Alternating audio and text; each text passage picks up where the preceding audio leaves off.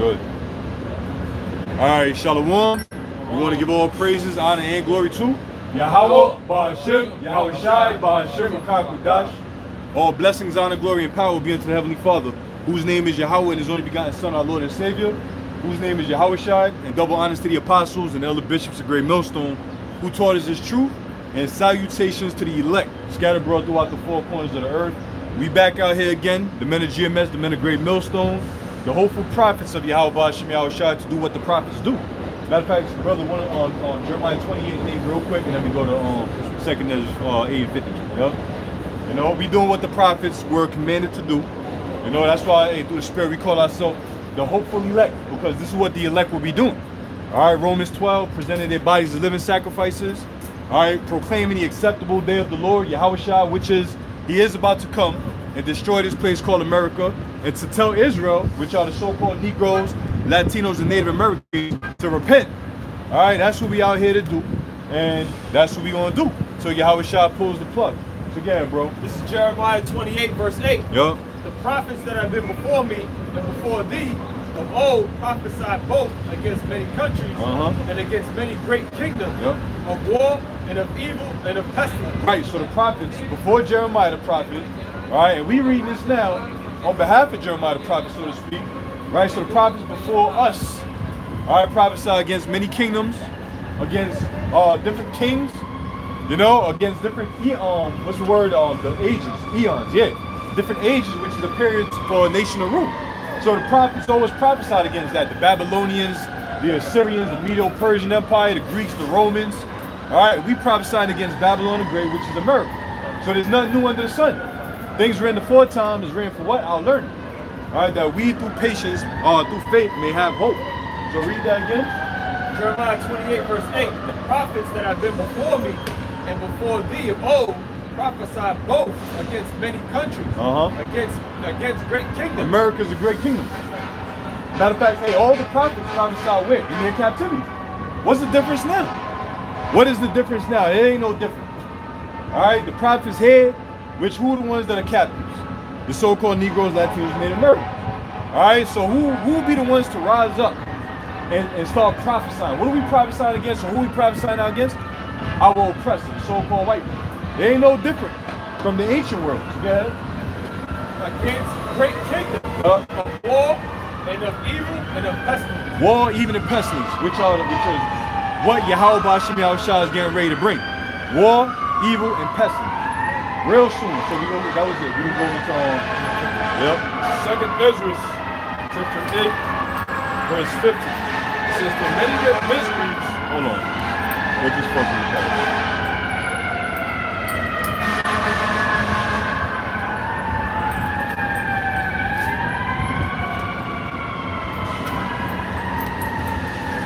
Yup. 2nd Ezra, chapter 8, verse 50. Yep. For many great miseries shall be done to them that in the latter time shall dwell in the world, because they walk in great pride. Right, many great miseries, huh? All right, and many great. Hold on, let me do this real quick. Let me get that word, misery. All right, because the Lord said it, and you had the prophet Ezra. Ezra, he was pretty much inquiring about. This whole thing was inquiring about the end. You want to know what the end was going to be like. The state of Israel. You know how the children of Israel were in their jacked up state. What was going to be the end of them? He was concerned about that. You know, sometimes we are too. But ultimately we know. See, even after that, Ezra, he kept getting cut by Uriel, saying, "Listen, man, don't worry about these people. You care about them more than the Most High.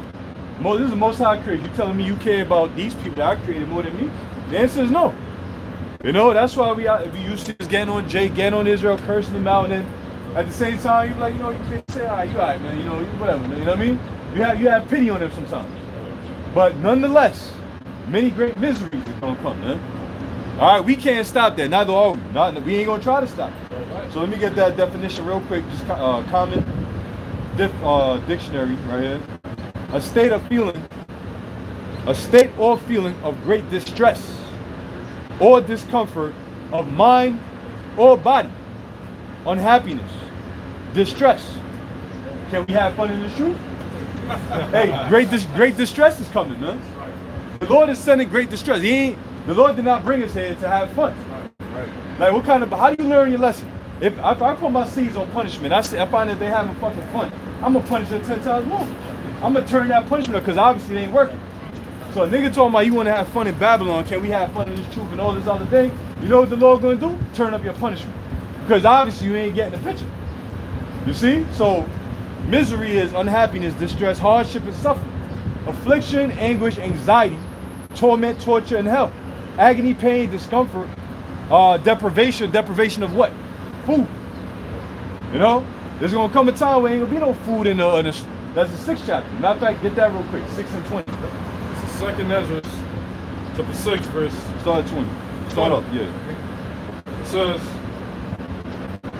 and when the world that shall begin to vanish away shall be finished, then will I shew these tokens. Right, which is the end time. Those are the tokens. Go ahead. The books shall be opened before the firmament, and they shall see all together. Right, and who is the one who did that ultimately? That was Yahushua. All right, the book of Revelation, the 5th chapter, Yahushua being worthy to loose the 7 seals.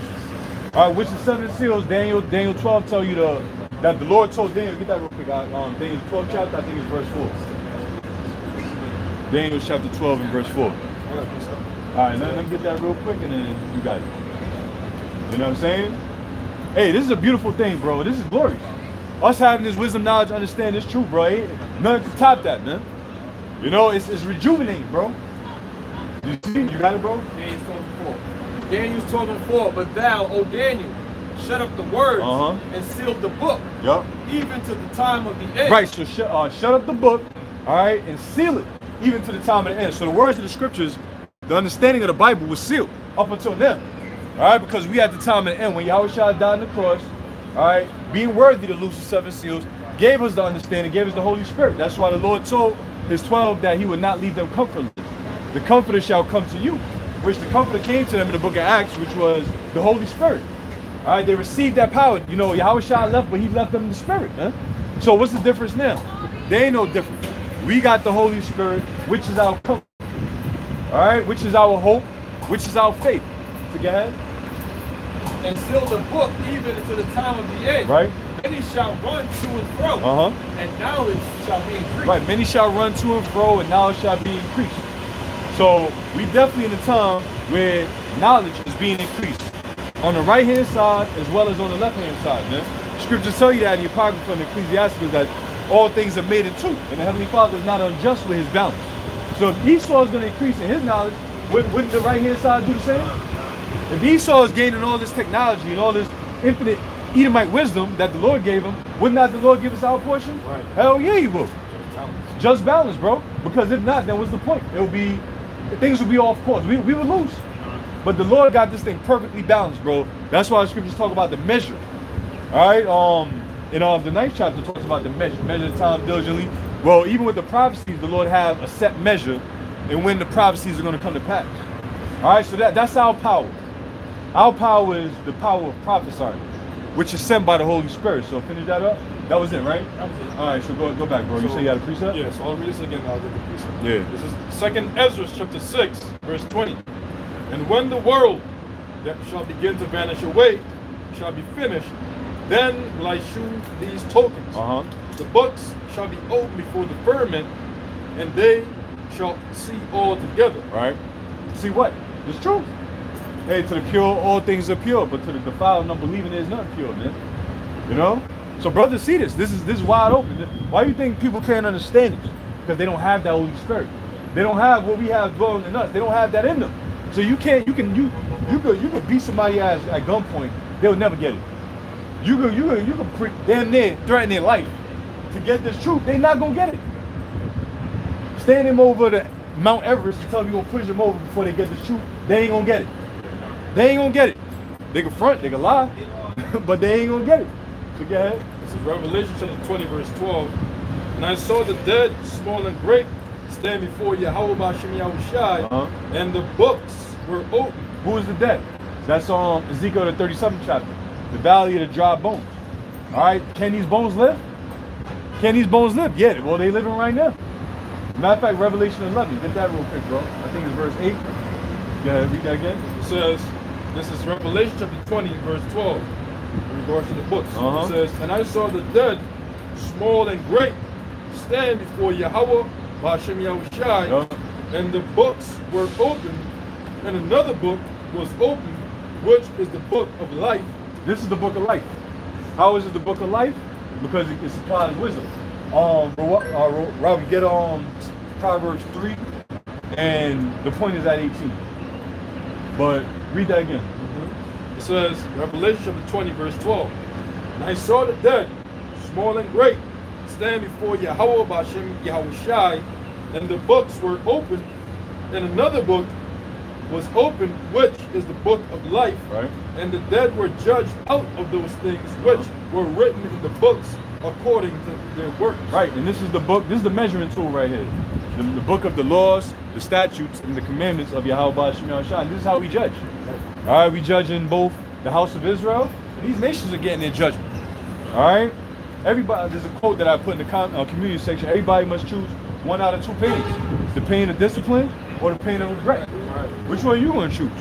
We choosing the pain, because they both painful, but we choosing the pain of discipline, because you know what? It's going to amount to a greater thing, a greater outcome. It's going to yield peaceable fruits. But the pain of regret, see, regret is the worst thing you can fucking feel, bro. You can't go back. You can't go back. Regret, exactly. You can't go back. You cannot go back. And there's another quote I was reading too. They say, how it go? Like, wasting time is terrible, but regretting wasting time is wasting more time. So now you regretting wasting time. There's no point in regretting wasting time, because now you're wasting more time. Now, once we still got that grace period, you better use that time instead of, don't the scripture say, let not your sins weigh you down? Right? Let not your sins weigh you down, or you know, yeah, that's the one. Let not your sins weigh you down. Not your iniquity uplift themselves. That's right. You know, so hey, that tree of life, bro. You know, that wisdom, that knowledge, that understanding, that's what we cleaving unto. But what you just read, that made me call that 20 and 12, brother. All right, yeah, brother. This is Proverbs chapter 3 and 18. She is a tree of life. Actually, read up like a couple verses. Probably like at 15. Yeah, that's what I'm doing. All right, get it. Proverbs chapter 3, 15. She is more precious than ruby. Woo! That like read 14. See what that say. Verse 14. For the merchandise of it is better than the merchandise of silver. Matter of fact, you gotta start at the point where it says wisdom. That's probably like 12 or 13. 13. All right, get it. Proverbs chapter 3 and 13. Happy is the man that findeth wisdom. Yeah. And the man that getteth understanding. Right, happy is that man that found wisdom. Ain't y'all brothers happy? Yeah. Hell yeah, brother. Yeah. Well, why we happy? We happy through the spirit. It's just right. We happy because we got wisdom. We happy because we about to do a fucking host a party event after camp. Because that's not happening. You know, but if we want to do that, we can do that too. But we ain't. But we're happy because we got wisdom. We found wisdom. Wisdom found us. We was lost in the source. We was lost in the source. Wisdom found us, man. Go ahead. 14. Yep. For the merchandise of it is better than the merchandise of silver. Right. And the gain thereof than fine gold. Right. So this what we got right now tops the things that men go to war for. Men go to war for gold, silver, money, treasures. You know, they trade, they lose sleep over tangible treasures. But this right here, the Lord gave us liberally. You know, freely we receive this thing. That's why I freely give it. You know, we don't got no donation bucket out here. You don't see us extorting you. You know, hey, donate, send that cash out money. You don't see us doing that, because we ain't about that. You know, if you offer it up, you offer it up. That's that. That's as far as it's gonna go. Pay your tithes, of course, and then that's that. But other than that, we giving this thing freely. Yeah, bro. She is more precious than rubies. Right? And all the things thou canst desire are not to be compared unto. Right, so whatever you can desire can be compared to this wisdom. Whatever, imagine us brothers, like whatever we desire, our mainly desires, whatever we desire personally cannot be compared to what we already have. Oh, that's another part of the quote I put up, brother. Let me get it real quick. I got you. Hold on, man. I got you. Because that's how I write into what I just said. Hold on 1 second. Read that again, brother, so I get it. She is more precious than rubies. Right. And all the things thou canst desire are not to be compared unto. Right. All the things that you could desire cannot be compared unto. Which that should click. That click with that, because this is what the last quote says. It says, "Do not spoil what you have by desiring what you have not. Do not spoil what you have by desiring what you have not." What we have? Wisdom, knowledge, and understanding. This truth and this faith. Right. So don't spoil this, desiring what you don't have. Because we all have our desires, but we're not going to allow those desires to topple what we already have. Exactly. Next thing you know, oh, that's what you really want? Lord be like, oh, that's what you really want? I got you. Now this thing come into your picture, and you lost your true love. Now you lost your one true love. Now you out there lost in the motherfucking source, and nobody can find your ass. You know what I'm saying? So it says, remember that what you now have was once among the things you only hope for. And if Lord will be part of your elect, guess what? We hope for this, even in the world. Our spirit was yearning for this thing, man. It was crying out. We couldn't really explain it or say, yeah, you know, I know I'm a special person, but I just don't. We didn't know none of that shit. You know what I'm saying? Until we came into the truth, and now we look back at our past and we understand why we walked a certain lifestyle, went through what we went through. You know what I'm saying? So yeah, it says, remember that what you now have was once among the things you only hope for. You know, and what do we hope for the most? The kingdom. And guess what? The kingdom dwells where? Within you. So we already got it. We already got it. Yeah, bro. Verse 16. Length of days is in her right hand. And in her left hand, riches and honor. Length of days meaning what? Life. Everlasting life. Right? But even on top of that, right now, we have everlasting life through what? Through this word, through this truth, through Yahushua. But are we not still mortal men? Yes. But guess what? Even if we do mortally transcend, right? Guess what? We still have immortality for the elect. So technically the elect, even if they're in this flesh, are still immortals. Just waiting to be manifest in due time. So go ahead. So length of days are in her hands. Go ahead. Her ways are of pleasantness and all. So like it says length of days are in her right hand. Right? Because we know who's the right side of the Most High. Yahushua. He's the one that promised what? Eternal life, everlasting life. Right? So that's why we go to Yahweh Ba'Shem Yahushua, because of what? Because of the eternal life that is promised by Yahushua, through Yahushua. Right? Length of days. Hold on, it says in Matthew, it says somewhere where it says given unto them eternal life. Right? Length of days. Right? So read that again. It says, length of days is in her right hand. Right hand. And in her left hand, riches and honor. And left, riches and honor. Because what does riches and honor cause men to do? Cause men to be carnal, be in their flesh. But see, the Lord is setting up riches and honor and eternal life for his elect. Everything that anybody can desire. Don't you want to be part of that? Ask yourself. Well, the Spirit, the Lord got the elect set up to receive that. Length of days and riches and honor. See, King Solomon back in the ancient world, he received that. But what happened? He said, look, all this vanity and vexation of spirit. Because he was still a what? Mortal man. So the Lord is like the brother Monaghan, the elder brother Monaghan from DC, which came out last week, or the week before last. Brother made an excellent statement in the spirit. Immortality is on the table, man. Jake got excuses. Immortality is on the table, right? Jake's worried about having fun. Jake conquered having fun, bro. You can't tell Jake not to have a good time. They know how to do that already. You don't need no lessons on that, bro. You worried about how you can have truth and have fun in the truth. You know? You see it? We dealing with immortality here. The promise of Yahweh Ba'ashem Yahweh Shai of immortality here. What are you about? Having fun in Babylon the Great that's going to be destroyed? Go right ahead. We're going to focus on the real mission, the real objective here. Right? Riches and honor is in the left hand, and length of days is in his right hand. We're going to focus on salvation, immortality here. What verse you at, bro? Verse 18. All right, go ahead. Verse 18.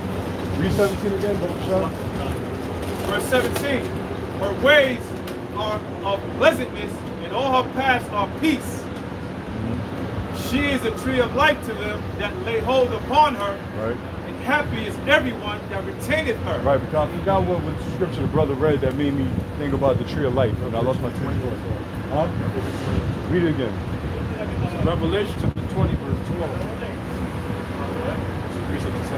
All right.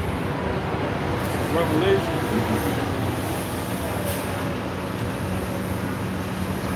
Chapter 20, verse 12. And I saw the dead, small and great, stand before Yahweh, Ba'ashem Yahweh Shai, and the books were opened, and another book was opened, which is the book of life. And the dead were judged out of those things which were written in the books according to their works. Right, yeah, which is the book of life, right? Which goes into what? The wisdom, the tree of life. Genesis, what is the 4th chapter? When Eve and when the angel pretty much did that real quick out. I think it was the last verse in the 4th chapter.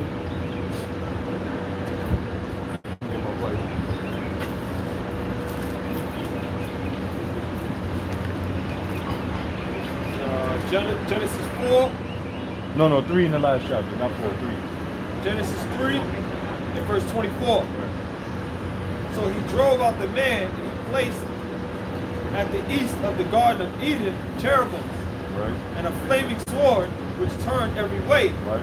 to keep the way of the tree of life. Right. Now what the Lord do there was pretty much in a way he blocked his wisdom. He blocked that tree of life. He blocked the truth. If that didn't happen, then men wouldn't have stumbled. Men wouldn't have stumbled. You know what I'm saying? Which is all part of the curse. Going back to when you read Genesis, the whole chapter when Eve went off, that's when the wisdom was blocked. And now you had, in other words, you had to earn it. Fall, you know, Israel had to fall, the sons of men had to fall, and then that pretty much opened up a doorway to what? Repentance. You know what I'm saying? The other sacrifice that the Heavenly Father required. All right, not the burnt offerings, but the sacrifices of feeling remorseful for your sins, for your trespasses. You know, so the Lord had to do what? Block off that wisdom, block off that understanding. But in due time, he gave it back to men. Wisdom was always there. You know, the Lord always kept wisdom with his men. Matter of fact, in the Wisdom of Solomon, I think it's the 10th chapter, they give you the whole list of how wisdom preserved the pioneers, the men of Yahweh Ba'ashem Yahweh Shai, the righteous. You got that's the chapter, is it 10? Yeah, chapter 10. Matter of fact, yeah. Let him finish that, you can get it started on top. Yeah, finish that up, bro. Unless you was done already. 18, I was done. All right. This is Wisdom of Solomon, chapter 10, verse 1. She preserved the firstborn father of the world, Right. that was created alone, and brought him out of his fall. And Adam, right? We going back to Genesis now. Now this give you a chronological order from the beginning to present time at that time. Okay, we ain't gonna read the whole thing, but just the main points. Go ahead. and gave him power to rule all things. But when the unrighteous went away from her in his anger, he perished also in the fury wherewith he murdered his brother. Right, Cain and Abel. Go ahead. For whose cause the earth being drowned with the flood, wisdom again preserved it. Right, so wisdom preserved who? Noah, his 3 sons, his wife, and the 3 wives of his sons. Wisdom did that. Go ahead. Wisdom again preserved it and directed the course of the righteous in a piece of wood of small value. Right, the ark. Go ahead. And it's funny, you know, that part always sticks out. Sticks out. You know, a piece of wood of a small value. Which is what you see right here is because of that piece of wood of a small value, bro. Ain't that heavy, bro? That is. Because of that piece of wood of a small value, that ark, right? Which to us is great and major, but the Lord called a damn piece of wood, of small value. This is what you got right here. Us, the population, the earth, the sons of Shem, Ham, and Japheth. All right, and then all the animals, the creation, and this and that and this. But guess what? We at the end of this particular cycle. All right, that time has came and gone. Now we at a time where this piece of shit hell is going to be paradise, man. I'm not talking about America. I'm talking about the earth. The earth is going to be paradise again once Esau is out. Yeah, like it, bro. Like, what's the add to you, bro? You can transfer that over to the cross of Yahushua. Piece of wood, small value. Because that's the ultimate sacrifice of what has us here as we know it, man. The Israelites, man. That's right. Right, true. Indeed, bro. Yeah. Verse 5. Moreover, the nations in their wicked conspiracy being confounded, she found out the righteous and preserved him blameless unto the Most High, and kept him strong against his tender compassion toward his son. When the ungodly perished, she delivered the righteous man, and fled from the fire which fell down upon the 5 cities. Lot, yeah. Of whose wickedness, Sodom and Gomorrah, yeah. The 3 cities, yeah. Of whose wickedness, even to this day, the waste land that smoketh is a testimony, and plants bearing fruit. And like it tells you that in it's in Peter's, it's in the book of Peter, and it's also in the book of Jude, that land is set as an example or an example on how the ungodly will be punished if they live that same lifestyle. So that's still there. You don't really hear Esau talking about the land of Sodom and Gomorrah like that. You really got to look for that type of information. But they're not really going to just bring it out like that. Why? Because it solidifies the scriptures. It proves the scriptures. And if it proves that part of the scriptures, then guess what? It's going to validate the whole entire Bible. Esau is not about validating the scriptures. All right, he's anti-Yahushua, he's anti the Bible, he's anti-everything, anti-life, anti-everything. So you ain't going to find much documentary. Yeah, they out there, but they ain't going to talk about it that often. Something great and historical like that, you would think they talk about it all the time, but then people going to be like, well, wait a minute, why was Sodom and Gomorrah destroyed? And then you're going to find out, for the same shit that America is doing, and now people going to think twice, like, nah, something right here. Now, this man got to be the devil. He's promoting the lifestyle of Sodom and Gomorrah in this lifetime, and the Lord told him not to do that. So wait a minute, what's going to be the judgment? What's got to be the judgment? Destruction, fire, all right, brimstone, upon the ungodly, man. Right, right? Living manifestation right there. Go ahead, bro. And plants bearing fruit that never come to ripeness, and a standing pillar of salt is a monument of an unbelieving soul. Remember Lot's wife. What is that? In the book of Luke 12, I think. That's it. That's all to say. Remember Lot's wife. That's all it needs to say. Remember Lot's wife. What more is there to say? What did Lot's wife do? She turned back. Why? Because she was an unbelieving soul. I'm sure Lot, that was his wife. He had kids by the woman. Of course, that was, I love love his wife, whatever. But you know what? He had to keep it moving. He had to keep it moving, and he did keep it moving. So remember Lot's wife, yeah.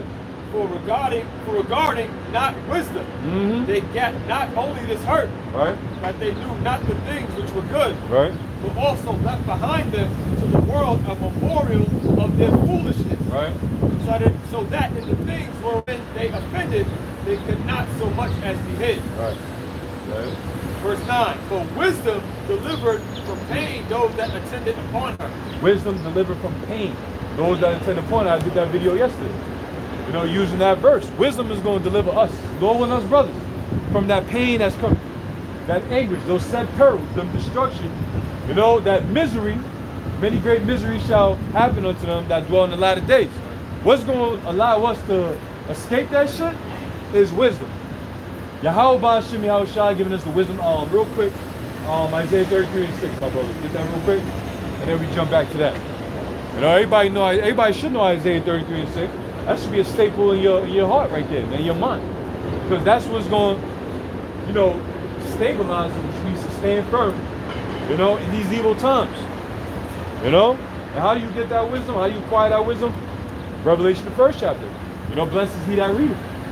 You know what I'm saying? Read, and read with comprehension. Read with understanding. If you don't know, that's why you got the teachers. The teachers are there to teach you. Because your mind is deceitful above all things. You read about the women that had 12 stars and think it's the damn Statue of Liberty. And the enemy come like a flood. You think it's a tidal wave or something. No, it ain't talking about none of that, man. But go ahead, bro. It's Isaiah 33:6. And wisdom and knowledge shall be the stability of thy time. Right. And the strength of salvation. Yep. The fear of the Lord is his treasure. Point blank, period, man. Wisdom and knowledge is going to be the stability of thy times. Every last one of us is going to go through our own times. Right now, we all go through our own times. But every last one of us is going to go through our own temptation, our temptation, which the Lord said he's going to deliver those that keep the word of his patience. But it's going to be the stability of thy time. You know, this brother's knowledge, wisdom, and understanding can't save me in a time of destruction, not that ours each other. You know, yeah, we're help to each other and all that. You know, a shoulder to lean on, so to speak. But when shit really hit the fan, it's every man for themselves. So that was it. Go ahead, back in that. This is Wisdom of Solomon 9, verse 10. Sorry, 10, verse 10. Yeah, 10, When the righteous fled from his brother's wrath, she guided him in right paths, showed him the kingdom of the Most High, and gave him knowledge of holy things. Right. Made him rich in his travails, right, and multiplied the fruit of his labor. Genesis 35:1. That's Jacob and Esau. You know what I'm saying? Go ahead. Because what Esau said, the days of slaying my brothers at him. Go ahead. And the covetousness of such as oppressed him, she stood by him, and made him rich. She defended him from his enemies, and kept him safe from those that lay in wait. And in a sore conflict she gave him the victory, and he might know that godliness is stronger than all. When the righteous was sold, she forsook him not, and delivered him from sin. Right, when the righteous was sold, she forsook him not. Who's that talking about now? It's Joseph. All right, when his brothers, you know, pretty much set him up. You know, and then he got found by those damn Ishmaelites, and then they sold him to the damn Hamites. You know? So that part again, read it. When the righteous was sold, she forsook him not. She forsook him not, yeah. But delivered him from sin. Right. She went down with him into the pit. Right. And left him not in bonds. Right. So she brought him the scepter of the kingdom and power against those that oppressed him. Because Joseph had great power in Egypt, man. You know, which was all set up during that dream he had. You know, that the sun, moon, and the stars were going to worship him. Meaning what? That he was going to be over them. And that prophecy got fulfilled when his brothers came and they saw him. He knew who they were, but they didn't know who he was. Probably looking, you know, with the Hamite custom looking type of shit. Dressed out like the pharaohs and all that. You know? And it's been years. I forget how long it was, but it was a long space of time. And, Benjamin wasn't even born yet. You know? So when they seen him, they bowed down to him, and then the prophecy came to pass, and he started crying. Yeah. As for them that had accused him, she showed him to be liars. Right. And gave him perpetual glory. Right. Now there was an incident where, who was it? Pharaoh's wife or somebody? No, that wasn't Pharaoh's wife. One of them other efforts, man. One of them heathen Hamite try to sleep with Joseph. Oh, yeah, that was his wife. Yeah. That was Pharaoh's wife. That was Pharaoh's wife. Yeah. Okay, Pharaoh's wife then. You know what I'm saying? Try to seduce him, but he denied it, and then she lied on him, but the Lord justified him at the end of the day. So wisdom did that. Wisdom preserved him, because he could have been put to death. You know, he tried to sleep with the top man's wife, man. No. So that false accusation came to nothing. Yeah, bro. Verse 15, she delivered the righteous people and blameless seed from the nation that oppressed them. The Egyptians, go ahead. She entered into the soul of the servant of the Lord, and withstood dreadful kings and wonders and signs. Moses, go ahead. Rendered to the righteous a reward of their labors, guided them in a marvelous way, and was unto them for a cover by day. Woo, that's that pillar of fire. That was the Lord with being with us in the land of during the Exodus, leaving Egypt. You know, go ahead. And a light of stars in the night season, brought them through the Red Sea, and led them through much water. Right. But she drowned their enemies and cast them up out of the bottom of the deep. Yup. Hey, so in a nutshell, wisdom is Yahweh Shai, bro. Because who did all that? The Lord. You know, the Lord did all that. So if you got wisdom, you got Yahweh Shai. Wisdom shall preserve you. Yahweh Shai is going to preserve you. Wisdom shall guide your steps. Yahweh Shai is going to guide your steps. You know, by wisdom, Yahweh Shai created all things. You know, the Most High gave him the blueprint, and he created all things. Everything you can think of, yeah? Therefore the righteous spoil the ungodly, and praise thy holy name, O Lord, and magnify with one accord thine hand that fought for them. Beautiful. That's the end of the chapter, bro. Okay. Verse 21, for wisdom opened the mouth of the dumb, and made the tongues of them that could not speak eloquent. See? Hey, see, that's why, you know, you don't contemplate on what you're going to speak, how you're going to speak it. I can't go out there and teach, I don't know what to say. The Lord told Jeremiah, don't worry about that. You know what I'm saying? Matter of fact, Moses was that type of man too. They said that he wasn't that eloquent with his speech, but the Lord's like, I'm gonna tell you what to say and what to do, and I'm gonna give you merit. He's a good speaker. You know, you don't worry about that, huh? So we don't worry about it. As long as we come out here, you let the Spirit take over, bro. You don't sit there and think about, okay, what I'm gonna say to them, what I'm gonna do, how I'm gonna bring it out. We don't fucking premeditate this, man. We just let it come out. Brother, who the Spirit to open up. Sometimes some brothers just step up and then you just start speaking. You know? But that was it, right? What you got? Go ahead. Back in 2nd Ezra chapter 6, verse 20. And when the world that shall begin to vanish away shall be finished, then will I shew these tokens, the books shall be opened before the firmament, and they shall speak all together. Right. And the children of the year old shall speak with their voices, the women with child shall bring forth from the time the children of 3 or 4 months old, and they shall live and be raised up. Yeah, it does happen to them. Premature birth, go ahead. And suddenly shall the sown places appear unsown, the full storehouses shall suddenly be found empty. Right, which is going into what? Famine. Suddenly shall the sown places appear unsown. You know? You reap, you sow the place, then you reap during harvest time. So the sown place ain't gonna be nothing, to sow. Ain't gonna be nothing to sow. Shit, years ago, probably decades, Monsanto took over the whole seed industry, you know, putting their GMO shit up in there. So really we not eating nothing, man. Empty calories is what we eat.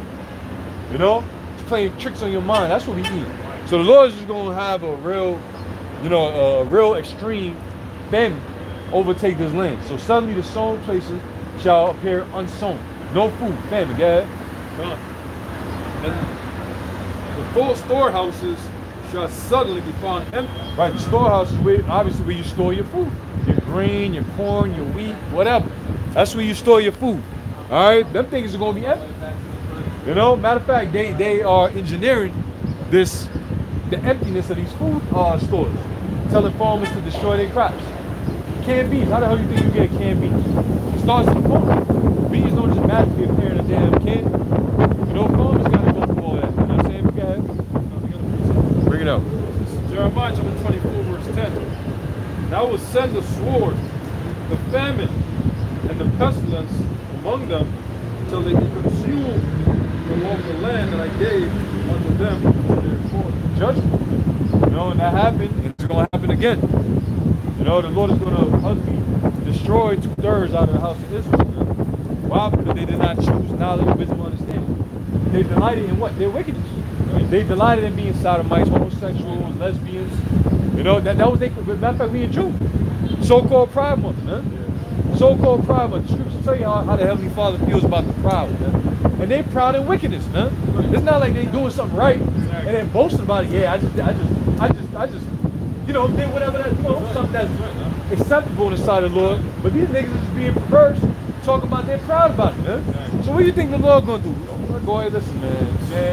The Lord's gonna fuck this place up, bro. The Lord's gonna fuck this place up, bro. You know? Scripture say, woe unto them that call evil good, and good evil. That's right. And put bitter for sweet and sweet for bitter. Whoa. Destruction. That's right, man. Nah, whoa, brother.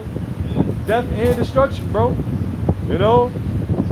That's why, man, like we reading now, you gonna go back to 8th. That's why we reading that. You know, we don't give a fuck about these people, man. You know who we care about? The elect. You know, you read like it says, Abraham prayed for the, was it Abraham? Yeah, for the Sodomites. It ain't the Sodomites. It was the land because Lot was there, man. Exactly. And it was for the righteous that might have been there. Exactly. But the Lord was like, all right, find me 50, find me 10, find me 1, 5, or whatever. And it all narrowed down to one righteous man, which was Lot.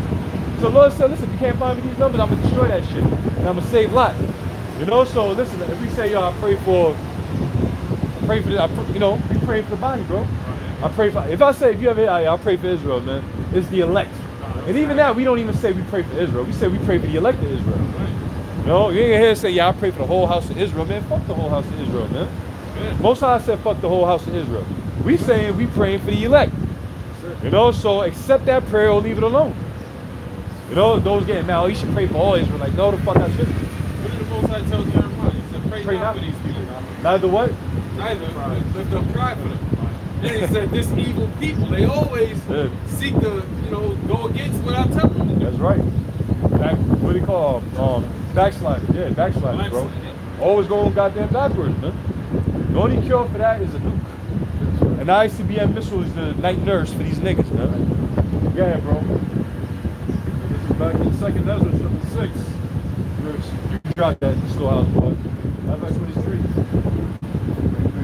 Yeah. Finish it up and then go to the people. It says, and the trumpet shall give a sound which, when every man heareth, they shall be suddenly afraid.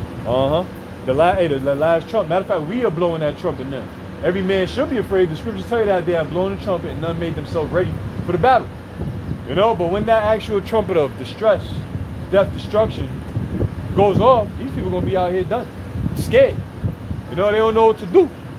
All right, the light of this world, the wisdom of this world, the moon and the sun is going to be blotted out, which is the understanding, wisdom, and knowledge. It's going to be blotted out. You know, only those that got it, got it. That's it. Yeah, bro. 2nd Ezra chapter 8, verse 50. Many great miseries shall be done to them that in the latter time shall dwell in the world, right? Because they have walked in great pride. Pride, mom.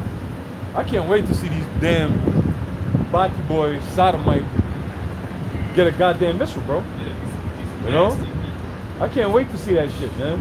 I want to, man, listen, Tel Aviv's gonna get it. The capital city over there in our land. All right, where they kosher goddamn pigs and shit, lobster, shrimp, crabs, and all that. And then they got the biggest gay parade in the world. And on top of that, down here, down there in Greenwich Village, sodomite capital, bro. You know, don't even keep your eyes straight when you're going down there, man. Don't even look around, man. You know, don't even look around. You know, listen, man. Fuck Babylon, bro. That's right. Land of confusion. You know, land of confusion. A whole lot of death is coming to this place, man. And these people, they like it like that, bro. They like it like this. Do as thou will. See, they're gonna choose the pain of regret rather than the pain of discipline. These niggas gonna get an ass whipping from our Lord, man. Yeah, bro. It says, for many great miseries shall be done to them that in the latter time shall dwell in the world, because they have walked in great pride. Yeah. It says, but understand thou for thyself and seek out the glory for such as be like thee. Right. Which is what? What are you talking about? The righteous. The elect. Those that are actually inquiring about righteousness to come. And those that are actually sighing and crying for the abomination that's being done. So seek out what's going to be the end of guys like you. Don't worry about these people, man. Don't worry about your family. Yeah, listen, worry about yourself, honestly. Scriptures say work out your own salvation with what? Fear and trembling. You ain't supposed to be worrying about nobody else. What this brother's doing. You know, what this sister's doing. What that person's doing. Worry about your own self, man. You know? That'll be your stumbling block, man. Be careful for that stumbling block be laying in front of your ass, man. What am I doing? Exactly. Right. You know? What are you doing to serve Yahweh Shemiyah Shai? Matter of fact, it was a quote you were saying a few weeks ago, but I think it was that. What am I doing? You know, but we all gotta do what we gotta do as individuals to hopefully make our election and calling sure. That's the bottom line, man. You know? Go ahead, bro. Right. Unto you, verse 52. Unto you is paradise open. Yeah. The tree of life is planted. The tree of life. There you go. That tree of life again. Proverbs 3:18. That wisdom. But you see, it's going to be everlasting. It's going to be inside of us. It's going to be Jeremiah 31:31. Ezekiel 36 chapter, Hebrews 7. No, what is it? Hebrews 8:8. 8:8. Talks about the law, statute, commandments being written in our inward parts. That's the wisdom. That's the wisdom. The tree of life being planted inside of you. You know.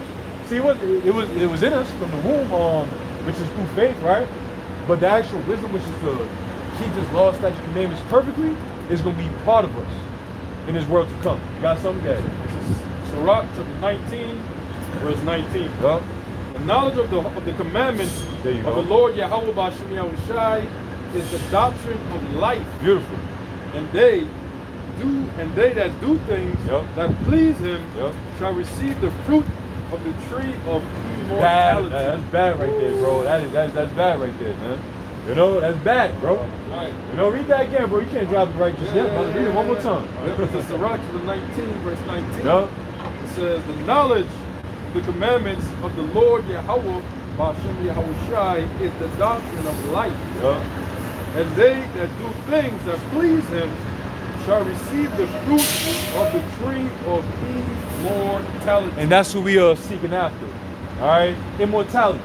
Because immortality is only going to come once our bodies are changed. And the Lord is going to completely restructure our bodies, our mind, our spirits to be perfectly in order. And that's what we're striving for, bro. That's the first resurrection. All right, that's the first prize. That's not the second prize after you guys get burnt to crisp. But that's the first prize, man. And then guess what? You brothers, we get to reestablish this earth again. And this that do make it, which is going to be our wives, guess what? You be part of the repopulation of the whole kingdom. Right. Bro, how better does it get? It don't get no better than that. You know, that's beautiful, bro. We get to say that we were the pioneers of this world that's going to be everlasting. Everybody's going to know everybody going to know Yahweh, of course. Everybody going to know Yahweh Shai. Everybody going to know King David, the rest of the 12, and then the 144,000. You know?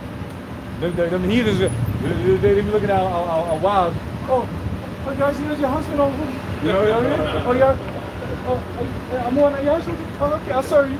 You know what I'm saying, bro? We gonna be glorious, bro. You know? And the goddamn thing ain't be able to tell us, man. Go ahead. Deuteronomy chapter 10, verse 12 and 13. Verse 12. And now, Israel, what doth the Lord Yahweh, Ba'ashem Yahushai, thy power require of thee? Yeah.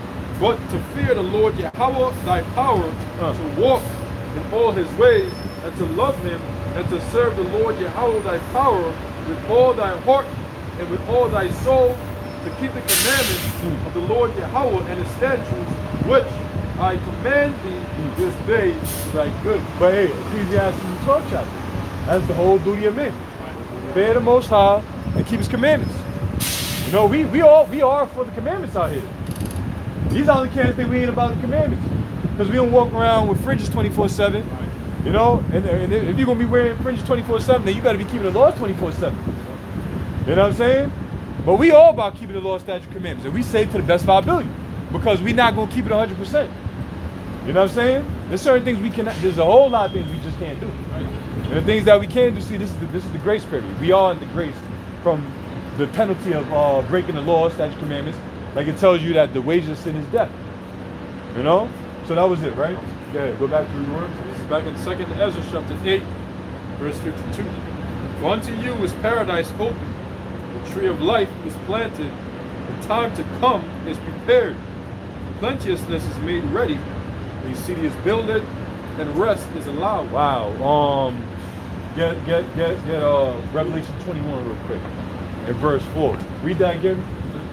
This is 2nd Ezra chapter 8, verse 52. For unto you is paradise open. Unto us. He was talking to Ezra. Ezra is Israelite. But unto us is paradise open. All right? This is open unto us. Those of you that are watching, this is open unto us. Paradise.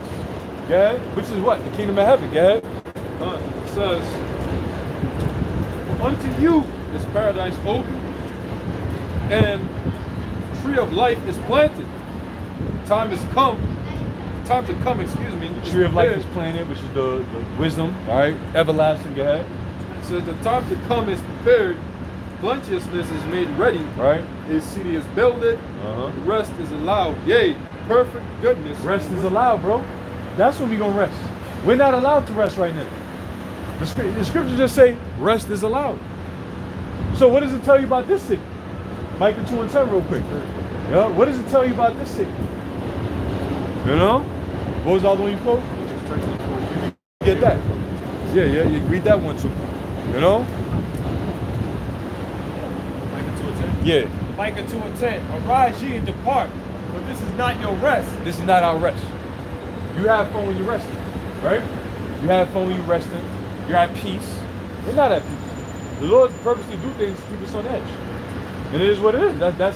That's our affliction that we got to carry. Go ahead. Because it is polluted, it shall destroy you.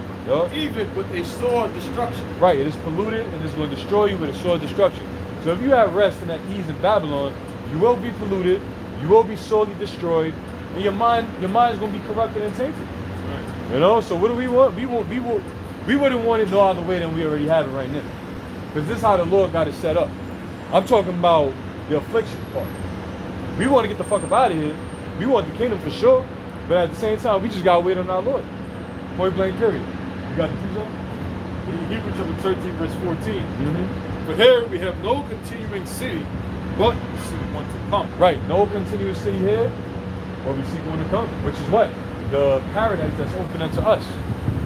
All right, that place where we're allowed to rest. You got Revelation 21? Yeah. Revelation 21:4. And the Most High shall wipe away all tears from their eyes. Right, so the Lord's gonna wipe away all tears from our eyes. Not now.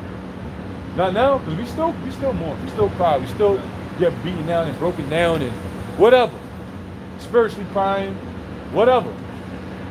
But the Lord, the time is coming in the kingdom where the Lord is going to wipe away that tear from the eyes, guys. And there shall be no more death. No more death. Why? Because the wages of sin is death. So if Israelites ain't going to sin no more in the kingdom to come, they won't die. Simple math. Yeah?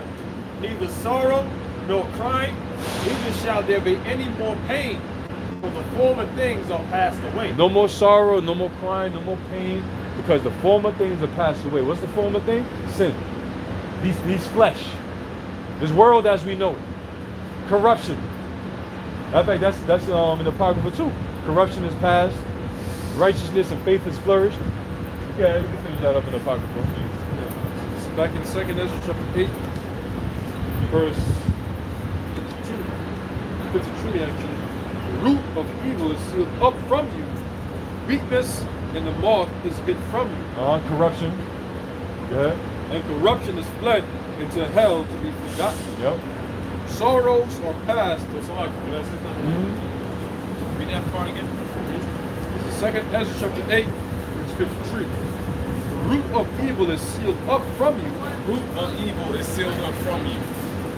You know what the scriptures say, for the love of money is the root of all evil.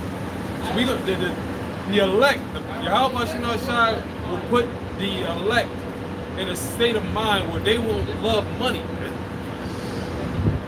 See, because you got a lot of groups out here, that's what they're about. They're about getting paid, man. They're about the love of money. Right? The Lord said the root of evil is sealed up from you. So the those that are in the right spirit won't have that love of money on them, bro. They won't be willing to compromise the doctrine for payment, bro. To be a damn sellout, bro.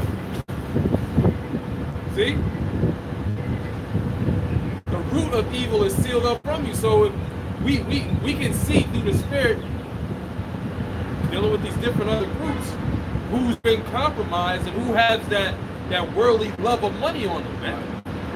Guys out there doing rap videos still, talking about can we have fun in the truth. And God knows everything else that's going on that's against the scriptures, man. About this ministry. The love of money is the root of all evil. The Lord said the root of evil is sealed up from you. Those that are in the right spirit, they won't have that love of money on them, man. The need to get paid and become rich and suppose gain in godliness, man. All right, go ahead. This is 1 John chapter 2, verse 15. Love not the world. Love not the world. Because the love of money is of the world. Love not the world. Because look, you turn off the sound of these guys. Say you turn off the sound of their rap video, you look at them, they look like just like niggas in the world. You got some shit called brouhaha. What the hell is wrong with you guys out there, man? Nah, it's truth music, brother. Nah, nigga, it's bullshit, just like you're doing in the world, man. You got the new song, that's right, huh? For the love of the world, go ahead. Love not the world. Love not the world, neither the things that are in the world. Neither the things that are in the world. That hip hop, rap music is all in the world, bro. You gotta put that shit off, man. especially if it comes to this ministry. You can't revamp a goddamn worldly song into a so-called truth song now. It's just stupid, bro.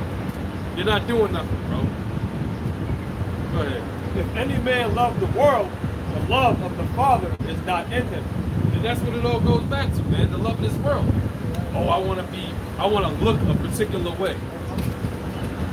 Oh, we just stiffs with Bibles. We don't have no quote-unquote fun. Fuck out of here. Are you kidding me, bro? Jake done conquered having fun, bro. You ain't gotta teach Jake how to have fun. What is wrong with you guys? You can't bring it into this doctrine, man. But a lot of you don't have the doctrine correct. So that now we see. The root of evil is still up from you. Go ahead.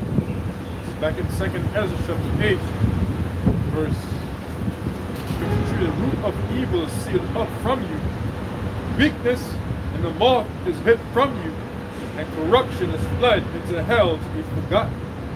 Sorrows are past, and in the end, is shewn the treasure of immortality. And therefore ask thou no more questions concerning the multitude of them that perish. Read that again. This is 2nd Ezra chapter 8, verse 54. Sorrows are past, and in the end is shewn the treasure of immortality. And therefore ask thou no more questions concerning the multitude of them that The angel perish. was saying, don't ask no more questions concerning them. To hell with them. You know? Scriptures also say, be not curious how the ungodly shall be punished. Rather, inquire how the righteous shall be saved. So what's going to happen with these people? What's going to befall them in the last days? I don't care. That's my answer. I'm sure after Ezra went through that, his attitude was like, yeah, all right. Yeah. That's our attitude, right? Yeah, bro. When they had taken liberty, they despised the Most High Yahweh. Right, so when they had liberty, they despised the Heavenly Father. That's why they're going to know it. The same must know it after judgment by pain. Yeah? For when they had taken liberty, they despised the Most High Yahweh, through scorn of his law and forsook his ways. Moreover, they have trodden down his righteousness, Right. and set in their heart that there is no power, yea, and that knowing they must die. For as the things aforesaid shall receive you, so thirst and pain are prepared for them. It was not his will that men should come to glory. I gotta pick this up. This is 2nd Ezra. 2nd Ezra chapter 7, verse 20. For there be many that perish in this life because they despise the law of Yahweh Ba'ashem Yahushua that is set before them. But Yahweh Ba'ashem Yahushua had given straight commandments to such as Cain, what they should do to live, even as they came, and what they should observe to avoid punishment. Nevertheless, they were not obedient unto him, but spake against him, and imagined vain things. Yeah, hey, bro, see, the Lord gave us, it's very simple. Very simple, but that shows you who the true Israelites are. Stiff-necked, hard-headed, rebellious, perverse. The Lord said do this, they do the exact opposite. You know? That's why when shit do go down, shit do hit the fan, the Lord ain't gonna show no mercy, man. You know? How long is he gonna stretch out his hand to the rebellious people?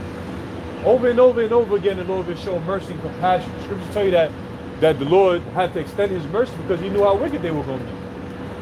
You know? So it's not like the Lord said don't do this, but they do it. They get jacked up. All right? The Lord said don't do it again. You know what? The Lord had to extend that mercy because he knew they were going to do it again.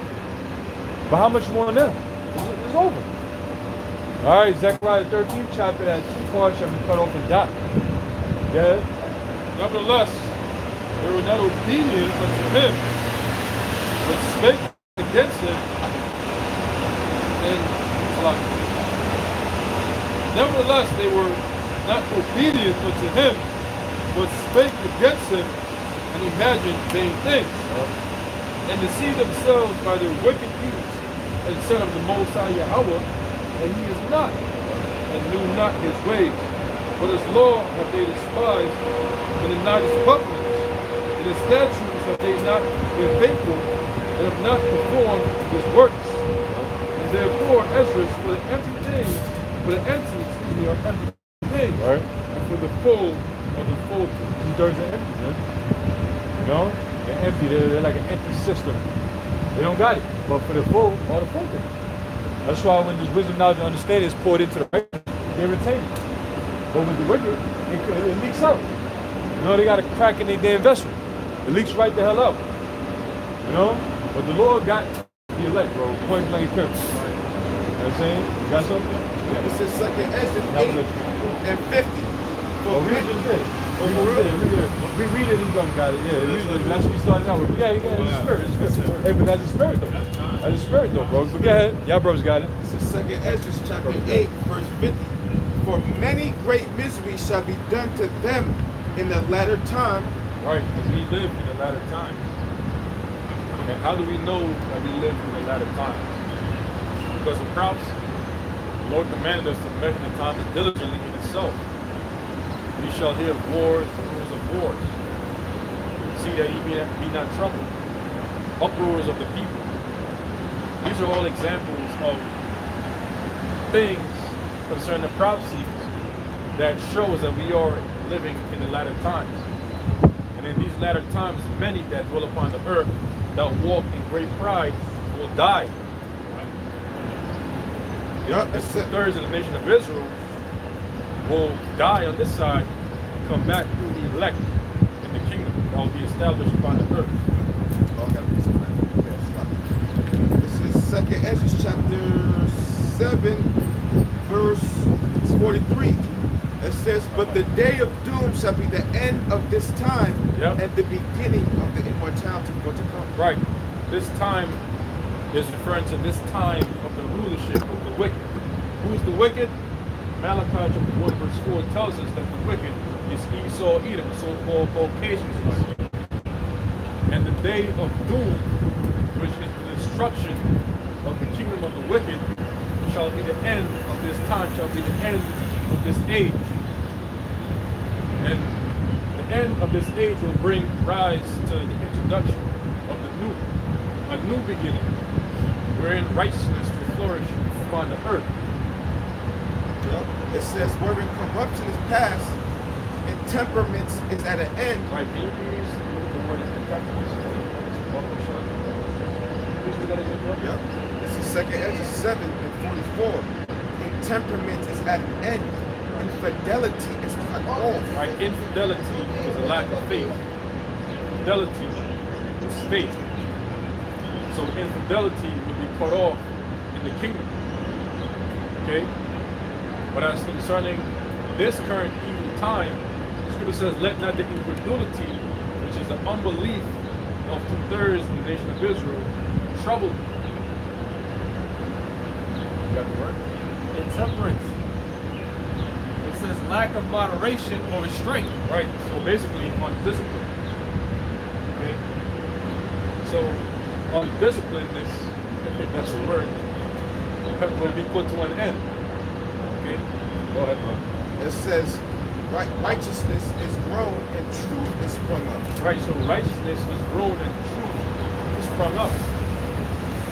And ultimately, who represents the truth? Our Lord Yahweh. Our Lord said, I am the way, the truth, and the light. He also said that I am the light of the world. Spiritually, right? And that light dwells within each and every one of us. Our Ratazah, we are elect because we are prisoners of hope. Because we've been given the gift of faith. Scripture says without faith, it is impossible to please Yahweh Shai. And he that cometh to the Most High must believe that he is. He is a rewarder of them that diligently seek. Who are they that seek the Lord, Yahweh, and his son Yahweh Shai, the elect of the nation of Israel. So rejoice in that the Lord is going to bring an end to this man's kingdom.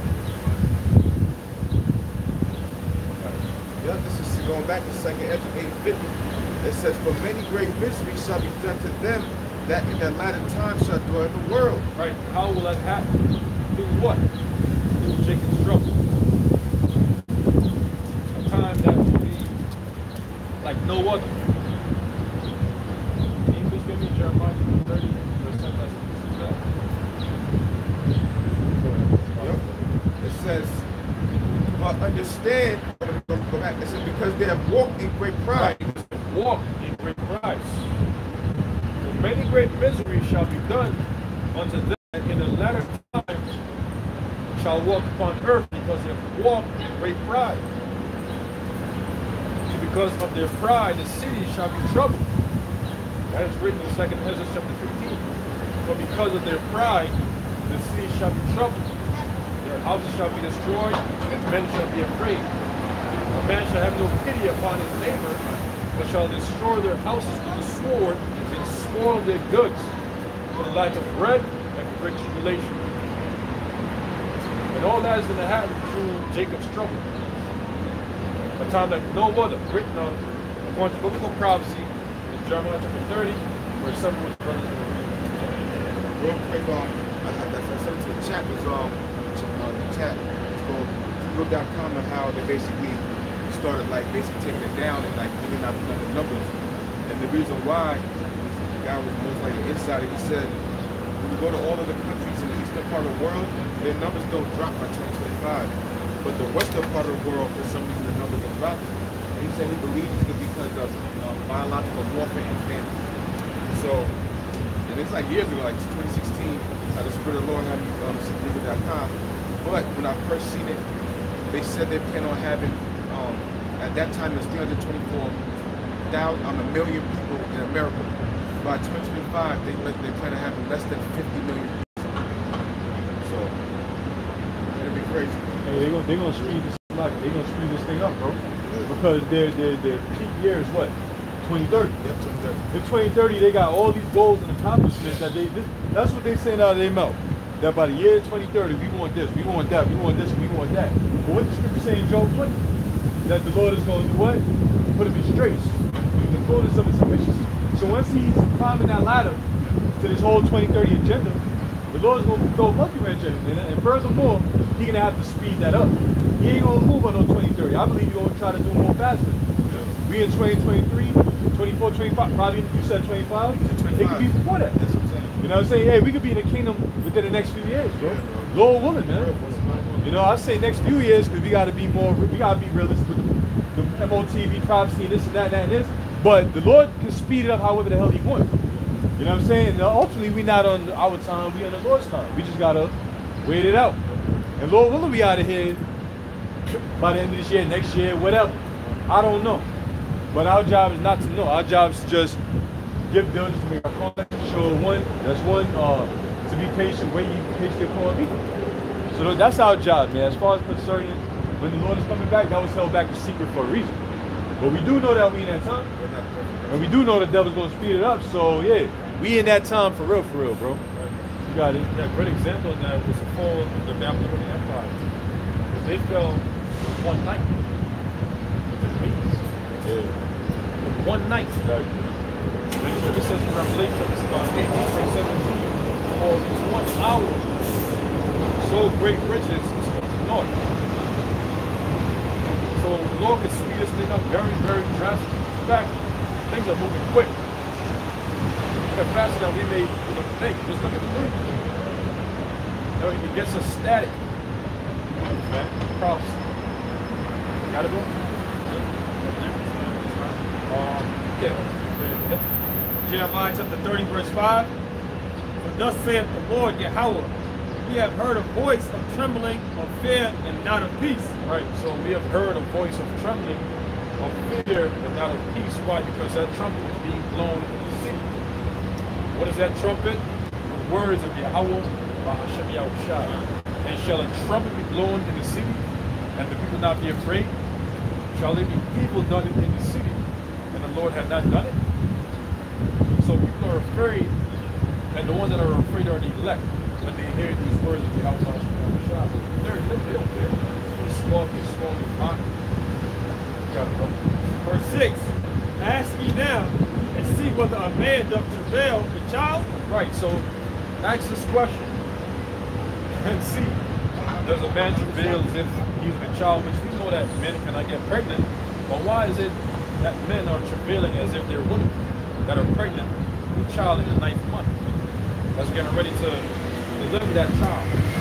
Why is that?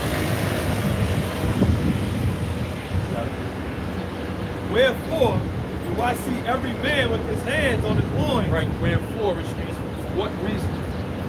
For what reason do I see every man with his hand upon his loins, meaning his mind?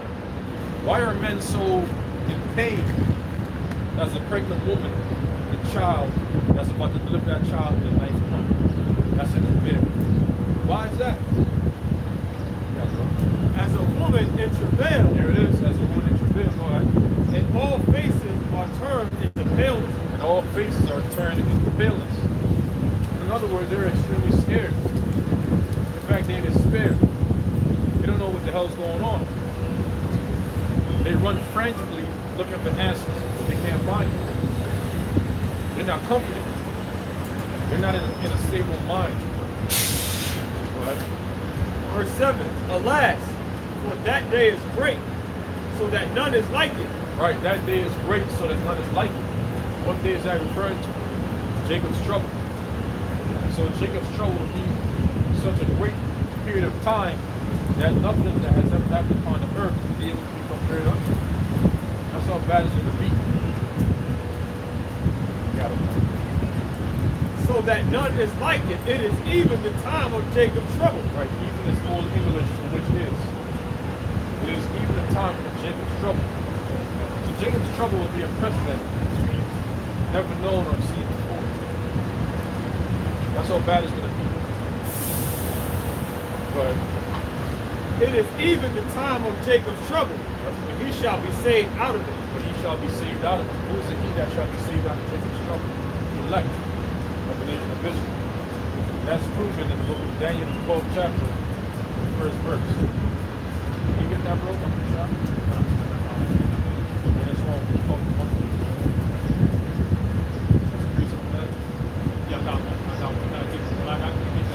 Yeah, go ahead.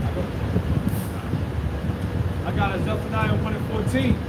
The great day of the Lord is near. It is near. And hasten greatly, even the voice of the day of the Lord. Right, the great day of Yahweh Shai is near. The day when our Lord Yahweh Shai is going to return with a sword. They want to rend his anger fury and a beautiful flame of fire. So guess what? Before our Lord Yahweh Shai returns, there will be a series of events that will take place upon the earth, upon the biblical prophecy. We just read about one of those in the book of Jeremiah 30, verse 7. Jacob's trouble, in which the heathen elect of the nation of Israel shall be saved out of it. Okay? So the great day of Yahweh Shai is near. Go ahead. It says the mighty man shall cry there bitterly. Right, the mighty men, all these men of war, police officers, military officers, SWAT forces, whatnot. The men of Egypt, they're all going to fail because they're men, they're flesh. They're not spirit. Right? It says that day is a day of wrath, a day of trouble and distress, a day of wasteness and desolation. Right, day of wasteness and desolation. It wasn't a cause that to happen. Nuclear missiles, which are the weapons of the Lord's indignation. Jeremiah chapter 50, verse 25. Okay? That's what's going to cause this land to be wasted. This is all written in the scriptures, biblical prophecy. Right? So when you go to this is Daniel chapter 12, verse 1. And at that time shall Michael stand up, the great prince which standeth for the children of thy people. Right, Michael, the chief archangel of Yahweh Shai. That day, Jacob's trouble, shall Michael stand up. Great prince to defend the elect of the nation of Israel. You got it. And there shall be a time of trouble, Right. such as never was since there was a nation even to that same time. Which is Jacob's trouble. Right? And at that time, thy people shall be delivered. Right, thy people. That is the he that is referred to in Jeremiah chapter 30. For he shall be saved out of it. That's the elect of the nation of Israel. You got it. And at that time thy people shall be delivered, every one that shall be found written in the book. Here goes that book again. Everyone that shall be found written in the book. What book? The book of life. the Lamb's book of life. And we pray that we are of the elect of the nation of Israel that are written in that book. That's why we give diligence to make our calling and election sure. Scripture says, "Hast thou faith? Have it to thyself." Give diligence to make your calling and election sure. You got it, bro. Verse 2. And many of them that sleep in the dust of the earth shall awake, some to everlasting life. Right, some to everlasting light. That's when elect getting delivered. And our Lord Yahweh shall return. Then Yahweh shall rise first. Go ahead. And some to shame and everlasting contempt. Who's that referring to? Thirds of the nation of Israel, which will come back in the kingdom through the loins of the elect. And they will be put back in remembrance of how they lived prior to being destroyed on this side. They're going to be ashamed. They're going to be put back in remembrance of the things that they put our Lord Yahweh Shai through those books. Mainly.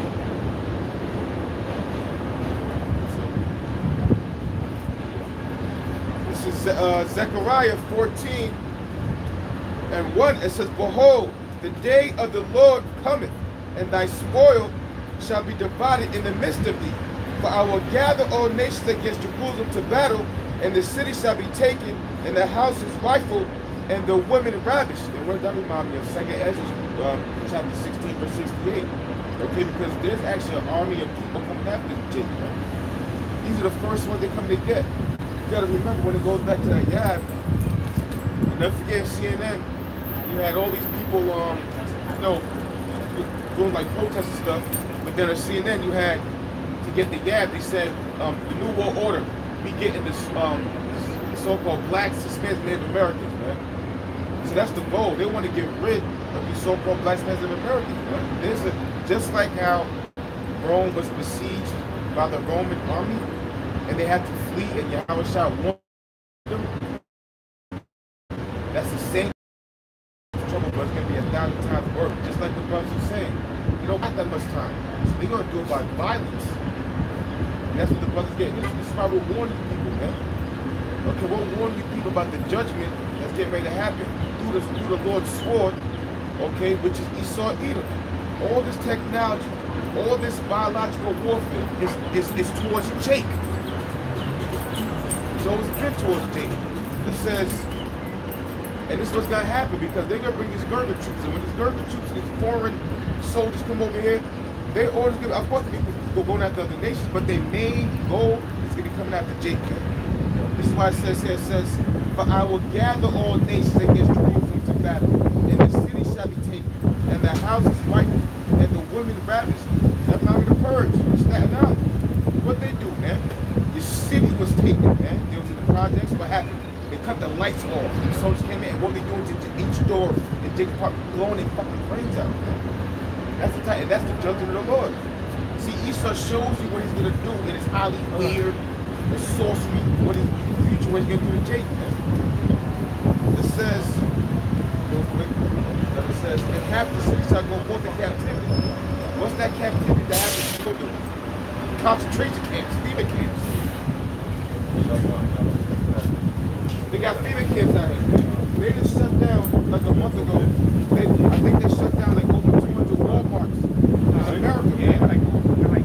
Why are they shutting down all these Walmarts? Walmart going out of business? Are they bankrupt? So the last time we heard, Walmart's making like over $1 billion man, every year or like every 6 months. So they definitely not losing money because they go into the next step, they go into the next plan. And then I was watching some, it was like a documentary, and they said that it was like a movie skit where, like I said, Esau puts the truth in the movie. He says, going into the scene, he said, "We know that they're going to be a little push in America, but we got something for that." You know what I'm saying? We got something for that. They know we're going to push back here in America. They got something for that. They know it's going to be violence, man. But he said,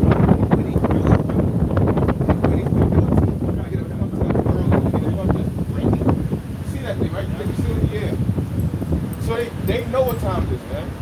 They know it's gonna be a little bit of rebellion here, but once they take away the freedom and and people's bellies start touching. Because like I said before, nobody in America ever starved, even these homeless people. Because I was looking at this documentary. You know how much food, even at my job, you know how much food people waste, man? And in America, the most food that's wasted in America in the world is America, bro. It's sickening, bro. It's sickening. It's fucking sickening how much food they waste. There's people out here fucking doing bad, bro.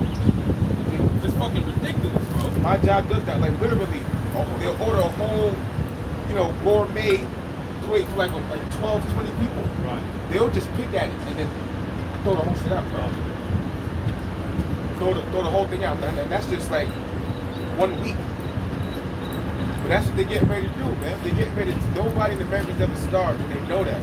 Why do you think? And then there's another thing I was listening to. You got all these government officials getting these warnings, man, that something's getting ready to happen. That's why they got the phone 2 weeks ago.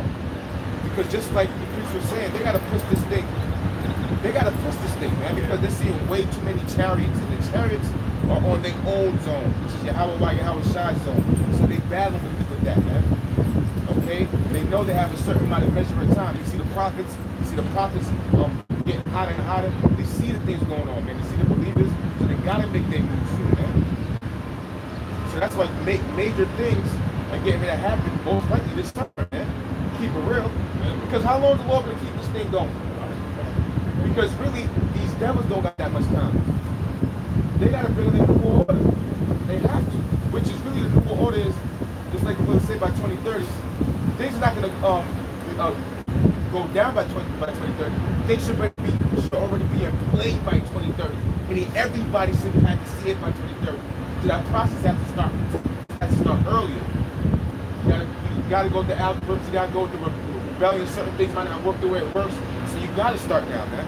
Also remember that Christmas in the kingdom provided necessary. Obviously, these Edomites are divided. And some of them, they want to now. Some of them, they want also to go down this way. Yeah, that's true. They're very divided. So the Lord is speeding this thing up. By the way, Scripture say the day shall be short for the elect sake. Because you got abominations walking like that, man. You know what I'm saying? You got abominations walking. The Lord's not gonna let that go down. All right? And then when you look at it, every Roman Empire, when they was in the last stage, what was going on? Homosexuality, man. Okay? Sodomism. And that's how you know this place is going down, man. All right? Oh, yeah. This is Ezekiel chapter 5, verse 8. Therefore, thus saith the Lord Yahweh, behold, I am against thee, and will execute judgments in the midst of thee in the sight of the nation. Right, so who's thee that Yahweh Bashem Shai is against? There is as well as the Edomites, with the chief of them being the Edomites. Okay, because the Lord has a controversy with Esau and Edom. But thirds will also be punished. Because the Lord said that, their deeds surpass the deeds of the wicked. That's why Yahweh Shai said, ye are of your father the devil. Verse 9, and I will do in thee that which I have not done, and whereunto I will not do any more the like. Which is what? Jacob's trouble. Right? Because of all thine abominations. Right. Niggas commit adultery, idolatry, eating shrimp, pork, crab, lobster. I remember years ago you had this guy arguing with me over chitlins. Oh God, you made all the animals to eat, so you gotta eat it. Jake, right? Yeah, Jake, yeah. Jake was arguing you. He was arguing you about eating chitlins up. Yeah. My mom always made chitlins, so I eat that. There's something about that pork. I don't know what it is. Let me go through that same thing. Demons, that's what it is. It is demons. Well, eating that shit got parasites, bro. Parasites are demons. You eat them pigs don't kill that shit when they eat it. It infests them. When you eat it, now you got parasites. Yeah, bro. Verse 10, therefore the fathers shall eat the sons in the midst of thee. And that's what family. See, you people are going to experience something known as the persistent clamor for hunger. And they're going to start to see each other as one. Just like in the movies, when you're in the desert, you look at your footwear, it looks like chicken. It's called the persistent clamor for hunger. I actually did a video on it. It's called the persistent clamor for hunger. Where people start to see everything is pretty much full. It says, and the sun shall eat their fathers, and I will execute judgments in thee. Hey, that's part of the delusion. That's part of the delusion that the Most High is going to put on people. Right? Isn't that fearful? Right? The Lord said, I will choose their delusions. That's one of them, brother. The persistent clamor. I got the brain down, bro. I'm going to on the sun, bro. Yeah, brother. That's Go ahead. This is from the effects of lack of food by W.R. Eichroyd. The Conquest of Famine, Chapter 2, summarized by Joseph Stoltenberg. One obvious result of starvation is weight loss. The body reacts differently to different levels of weight loss. Humans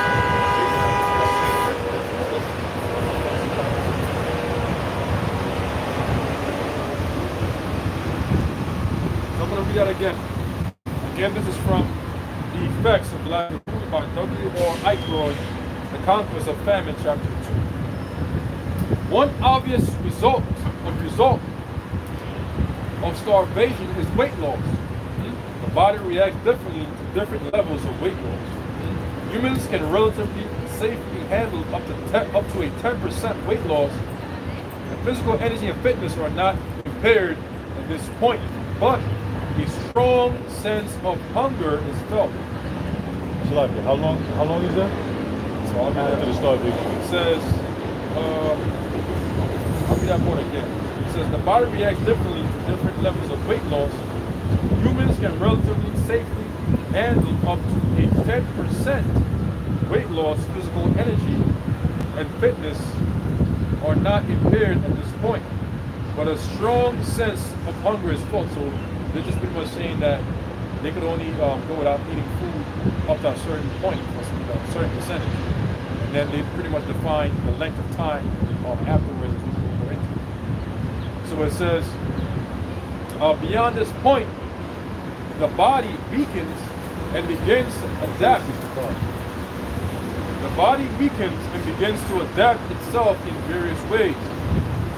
It says, this stage is usually marked by decrease in activity, and the sufferer begins to rest considerably longer. The body will start to get rid of more weight so that less energy is needed to maintain vital processes and to move the lighter body. You know why it's happening? Because the body doesn't want to start to move the muscle.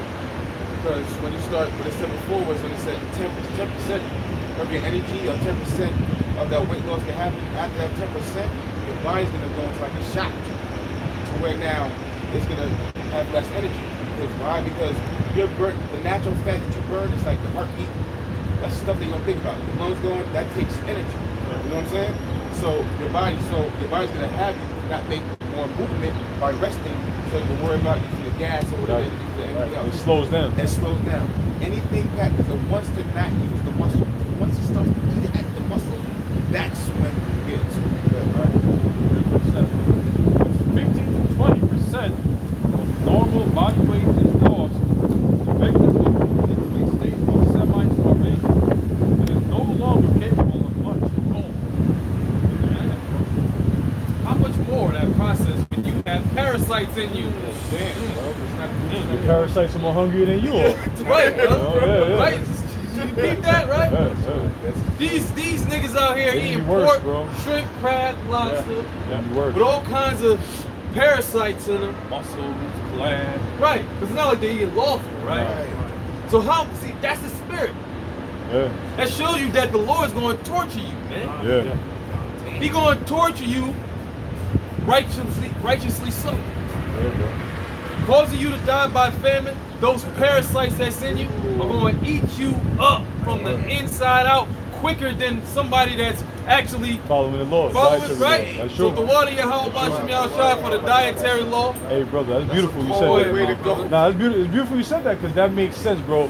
Brothers, all right, since we came in, right? Did it not become easier to fast over time? Yes. It became a lot easier because we started following the dietary law, and it became a custom. It became over the years. You know, you ain't eating like we used to. Now you're more knowledgeable. Even things that are lawful, like French fries and fried chicken and shit like that. You don't eat it as much as you used to. Exactly. You know, so now your body is more reliant on the real shit, the good shit. Matter of fact, talking about Ezra, I was reading Ezra. Ezra was fasting 7 days periodically. Right. Who could go on a 7-day fast and know nothing? And then the last time I believe he went on another 7-day fast, but he was told to eat like plants, flowers and stuff like that. You know what I'm saying? A nigga can't do that. A pork eating nigga can't eat no damn plants, bro. You can't do it. Them parasites gonna be like, yo, what the fuck you doing to me right now? You know, and then they go, like you said, now they're gonna start attacking your body. You know what I'm saying? Because the body attacks itself, but now you got parasites attacking the body while you're attacking yourself. Man, these people out here done, bro. They're fucking done. Damn. Reading on. It's like the benefits of following the dietary law. You can go longer without eating. Right. Yeah, bro. It says once 15 to 20% of normal body weight is lost, the victim will move into a state of semi-starvation and is no longer capable of much. The state, besides the physical signs of weight loss and weakness, depression and anxiety will also set in. If a lack of food continues, a person's pulse rate will slow. Damn. Blood pressure will fall, and the heart muscle atrophies. Damn. The last organ to lose any weight is the brain. Woo. Speech usually remains clear, but it may be slow dramatically. That's because now the most important thing is the head, is the brain, that's the computer. So it's gonna slowly start shutting down. It's like a car. Everything will start shutting down. It's gonna shut down the lungs. Your heart's gonna start slowing down. Everything's gonna start shutting down. Because why? You don't have that. You're not getting any food. That big of food. You don't have any energy. It's gas. So everything's gonna start shutting down and not working. So that's how you get that big belly. Because what's going on is your body starts. Wow. Yo, it's like I used to see. We show the camera when I was younger, right? Like them African motherfuckers. I used to see this shit, and with the belly, I was like, how the fuck they starve? They got a big ass stomach. I never understood that concept until like the truth. You know what I'm saying? Nigga got a big ass stomach. What you eating? Like he ain't eating nothing. It's called drops. Yeah, that's funny. It says the last organ to lose any weight is the brain. Speech usually remains clear, but it may be slow dramatically. One thing that does not change and has been reported to become more acute is hearing. This increase in acuteness is probably due to an increased sensitivity to noise and general irritability. While the brain continues to function, serious psychological effects take place. The main effect has been called the persistent clamor for hunger. Basically, it is the obsession with things to eat. In this late stage of hunger, the victim will sleep for long hours and wake up and concentrate only on his growing weakness and ways to get food. Normally, honest people, this is the point. St. Matthew 24 verse 12, it says, normally honest people are willing to do anything to get food. Along with a willingness to break their normal moral. He's so knows he's studied this to the T, bro. This is what they get ready to do. I got it. This is 16 and 22. Second Ezra chapter 16. Actually, I started 18 and then jumped. It says, verse 18, the beginning of sorrow, matter of fact, 17. Woe is me, who will deliver me in those days? The beginning of sorrows and great mourning, the beginning of famine and great death. The beginning of wars and the powers shall stand in great fear. Shall stand in fear, the beginning of evils. What shall I do when these evils shall come? Behold, famine and plagues, tribulations and anguish are sent in scourges for amendment. But for all these things, they shall not turn from their wickedness. So even when they got that's going on. They ain't gonna turn from their wickedness. They ain't gonna turn to Yahweh Shemel Shah. They're not gonna consider their ways. They really gonna be out here in this starving condition, the dropsy belly like you call it, or that's how it's called. You know what I'm saying? Still worshiping Caesar. Still asking Jesus Christ, my Lord and Savior, please send me some food. Holy Mary, Mother of God, I'm starving. But the Lord gonna fucking gonna whack their ass, man. You know what I'm saying, bro? So they ain't gonna turn from it. Listen, they ain't gonna turn. So it says before, and that's what the angel was telling Ezra the whole time. Like these people, they gonna get it. They gonna catch a bad one. Like you be saying, they gonna catch a bad one, right? So it says, behold, victuals shall be so good cheap upon earth that they shall think themselves to be in good case. And even then shall evils grow upon the earth, sword, famine, and great confusion.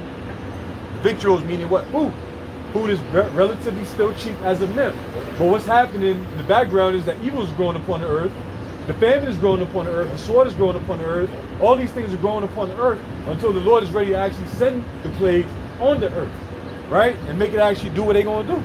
So verse 22 says, for many of them that dwell upon the earth shall perish of famine, and the other that escape the hunger shall the sword destroy. How is some of them going to escape the hunger? Forget about the ones that got their bunkers and they store. They all right, that's dumb. But you have cannibalism. Niggas is going to escape the hunger because of cannibalism. They can start eating each other.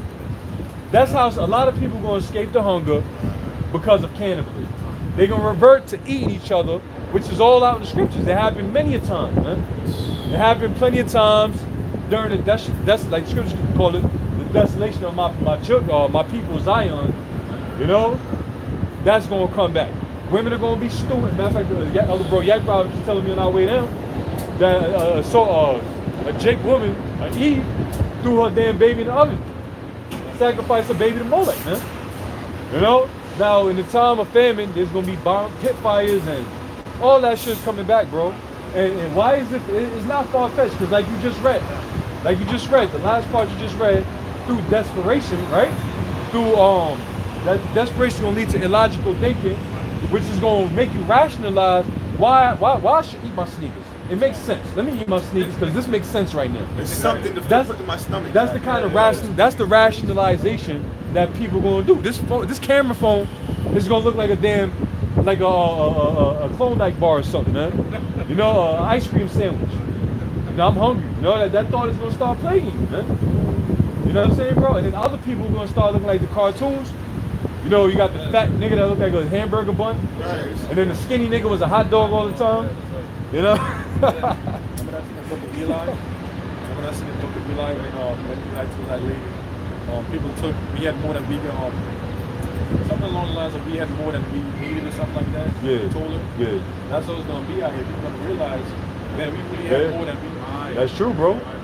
That's very true. This is what the scriptures call in Revelation, that live deliciously. Right? That live deliciously. That's another word for delicious is like delicacy, right? Overabundance. Babylon is saturated with overabundance, over delicate shit. Like, hey, you know when you realize you got too much shit when you put in a homeless position, when you kicked out of your home for a minute. You know when you lose it, when you lose shit, that's when you realize that you have more than what you actually needed. And that's what these people they're about to be in for a rude awakening, bro. They're about to realize that all this shit that they got and that they've been craving was all an illusion. The food, the excess food, you know, you really only need one meal a day, bro. Realistically speaking. Yeah. One meal a day is good enough. Believe that, because actually one meal a day is actually better for you. You know what I'm saying? Which is called intermittent fasting, if you want, because that's a little different, but it's the same thing almost. Because you get intermittent fasting, but eat one meal a day if you want. Meaning a 1 hour window just to eat, or you got 4 hours, 6 hours, 8 hours, whatever. But when you fasting, your body's producing all the cells you need. It's getting rid of the damaged cells and replenishing the good cells. It raises your human growth hormones. You know what I'm saying? Forget all that shit they tell you about lifting weights and bodybuilding and shit. That's bullshit. You don't need to eat no goddamn 7 times a day. That's for steroids niggas. They need that. But naturally as a man, you eat one meal a day, you getting your shit in, you gonna see some results, because your human growth hormones, which only work when you're sleeping or when you're not eating, that shit's gonna skyrocket. Your hormones are gonna skyrocket. You know, but niggas don't know that. Niggas know about eating bacon, egg, and cheese with goddamn 50-cent soda. You know, and chips. That's what niggas know, man. So when that time of famine come, they gonna catch a bad one, bro. Roman armies eat 1 meal a day. They were like, It was good. That's all you need is 1 meal a day, bro. 1 meal a day, like waking up early in the morning. I do not eat. I do not eat first time I wake up. As soon as I wake up, I don't eat no fucking breakfast. that's what they I can't do that. fast. You break your fast like 8 times in a day. But like waking up immediately and going to eat, I can't do that. You know what I was going to do? Spike my damn insulin level and get me tired. It's going to give you the damn itis. You know? You drink first thing when you wake up in the morning. Drink a lot of water. Drink some tea, some hot tea. If you're into coffee, drink some hot coffee, some maca, whatever the hell. But drink something that's not going to add calories to you. Let your body do something. As a matter of fact, they say it takes 36 hours to actually digest your last meal and actually shit it out. 36 hours. Wow, that's great. 36 hours to actually shit out the last food that you ate, man. So if I eat right now, I ain't shitting that shit out until fucking Monday afternoon, Monday morning. You know what I'm saying, bro? So niggas, that's why niggas are full of shit. Literally. Pun intended, bro. Niggas is full of shit out. But niggas and women full of shit out here, man. They backed up with their shit, man. Give yourself some time to breathe, man. Goddamn. No, this is insatiable, unsatisfiable ass society, bro. See? Back in temperaments.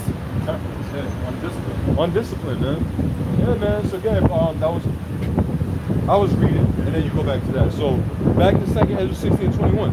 But many of them that dwell upon the earth shall perish of famine, and the other that escape the hunger shall the sword destroy. So them cannibals are gonna die by the sword. A lot of people gonna get eaten out here, man. Straight up.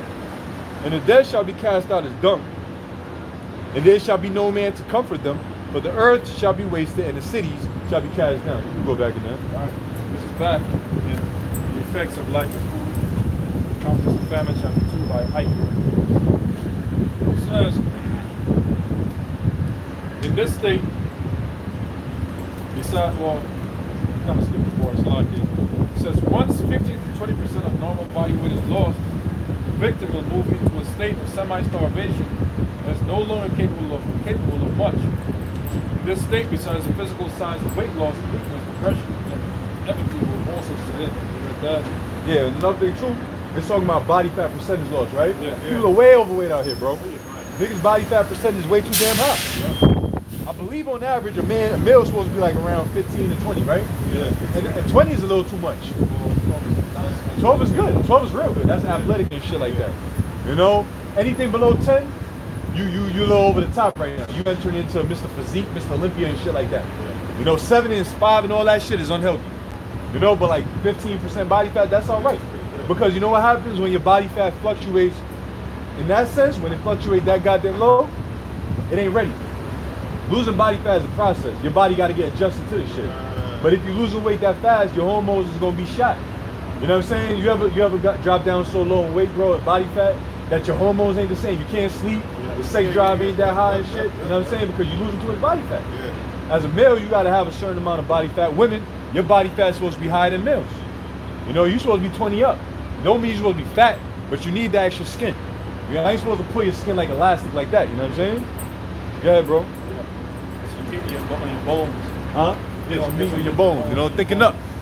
That's why fighters be going through so much.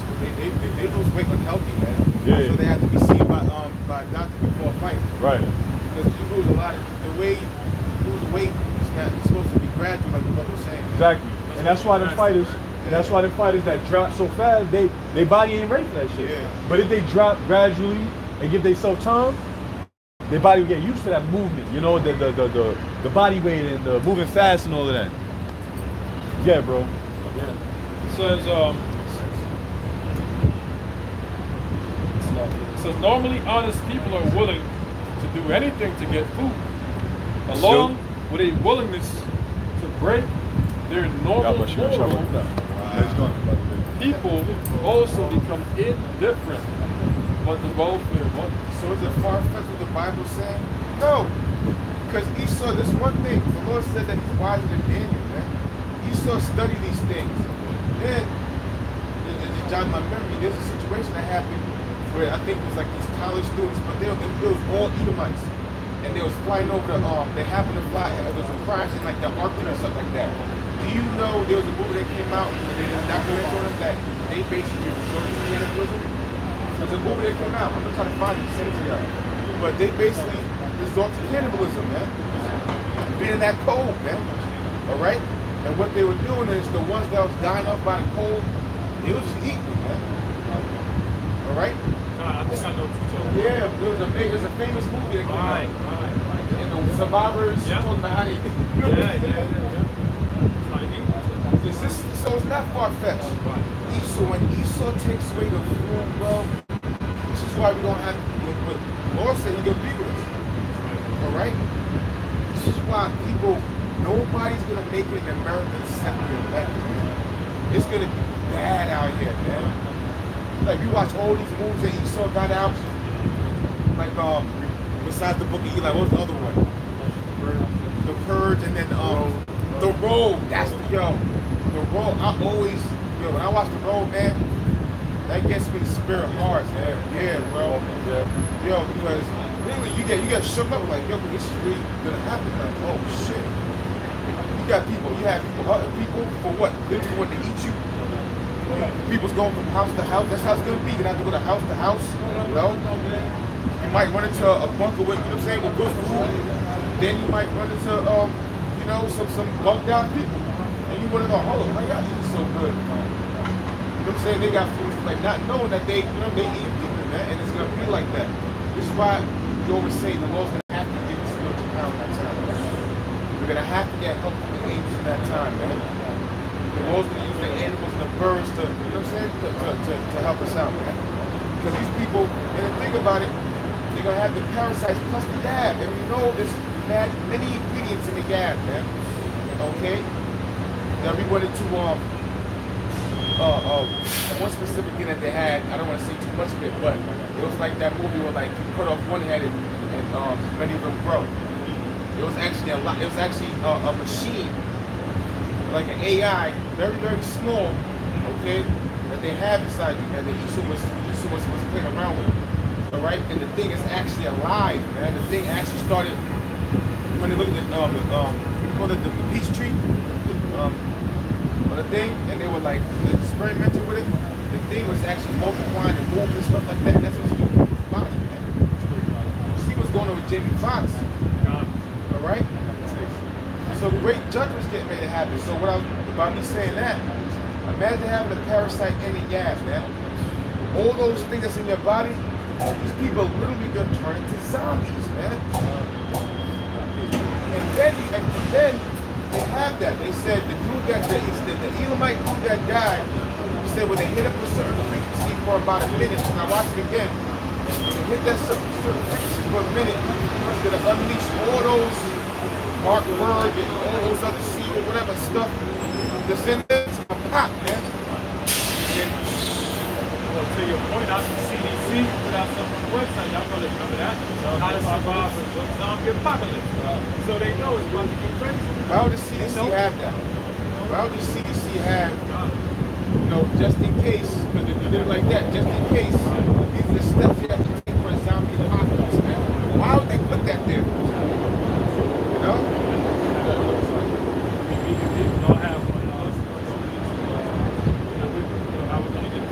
This is Psalms 33 and 18.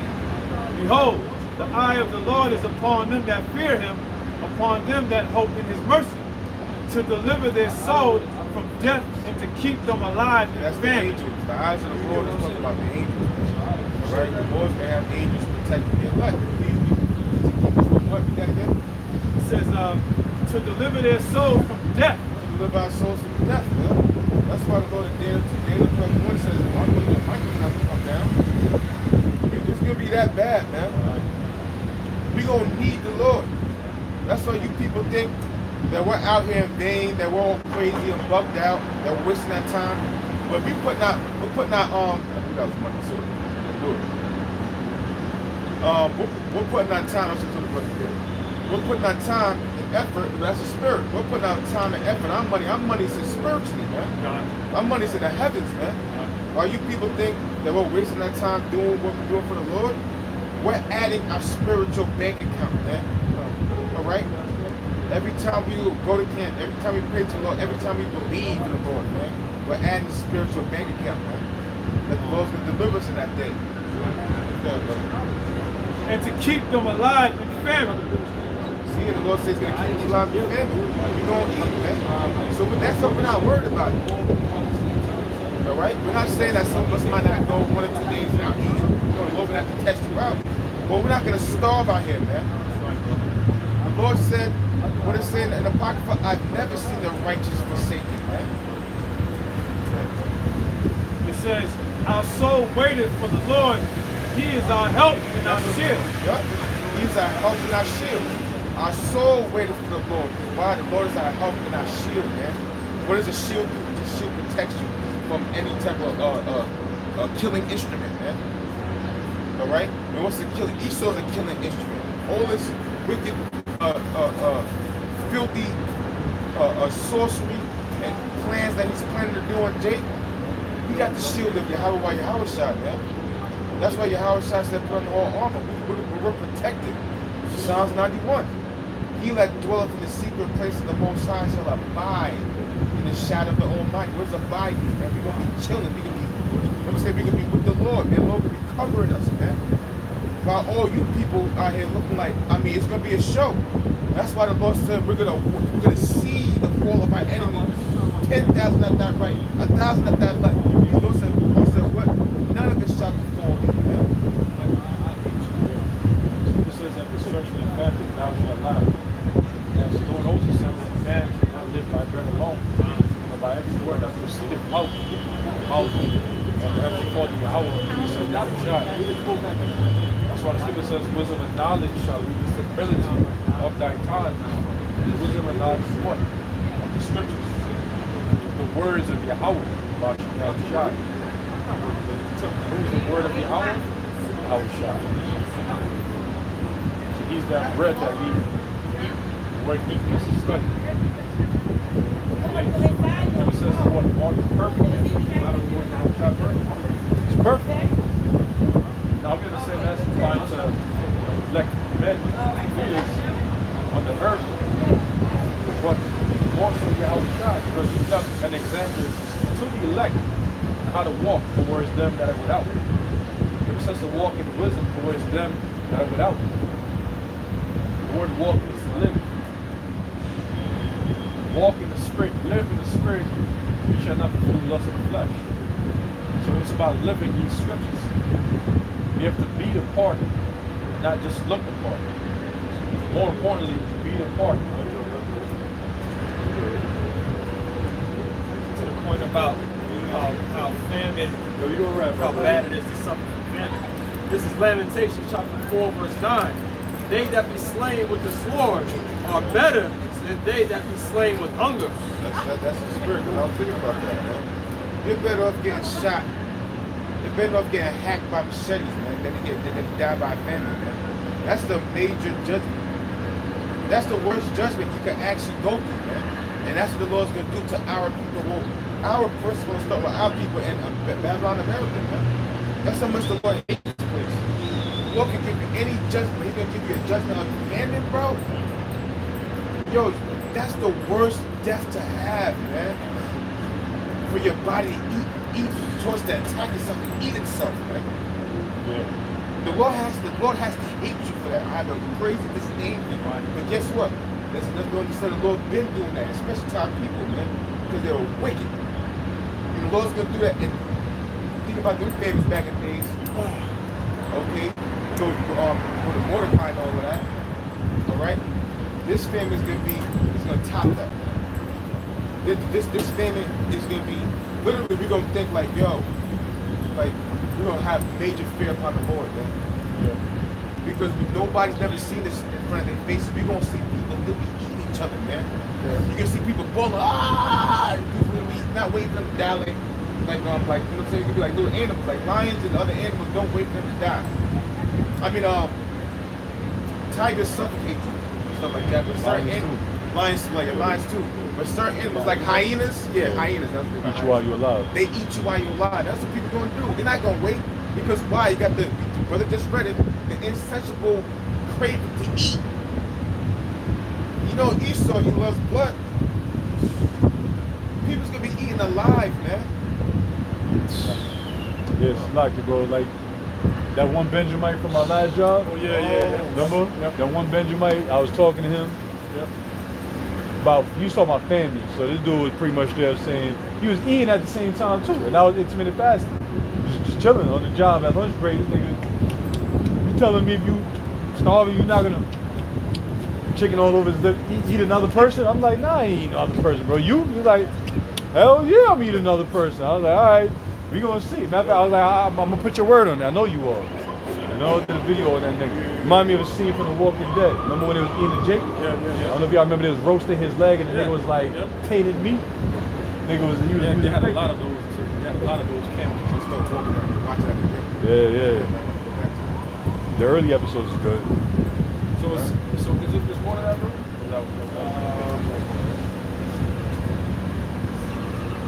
Okay, verse. Yeah, it says, read from the top. Ezekiel 4:9. They that be slain with the sword are better than they that be slain with hunger. For these find a way, stricken. That's the one again. That's the word. I hope all Blocky boys down by horrible, bro. Huh? Because pine away means to like literally Waste away. You're gonna start to eat, waste away. You're gonna eat yourself. You're gonna like literally wither away, man. E-I-N-E. Yeah, man. That word is very particular in that, man. You know what it means to pine away, man? That's why we say the Lord has to really have a serious disdain for you to pine away. That's how this famous gets. You can see people literally behind you. Imagine if you're skinny and you're a heathen on 2/3, you're gonna pine away in famine, man. You got the word? Yeah, good.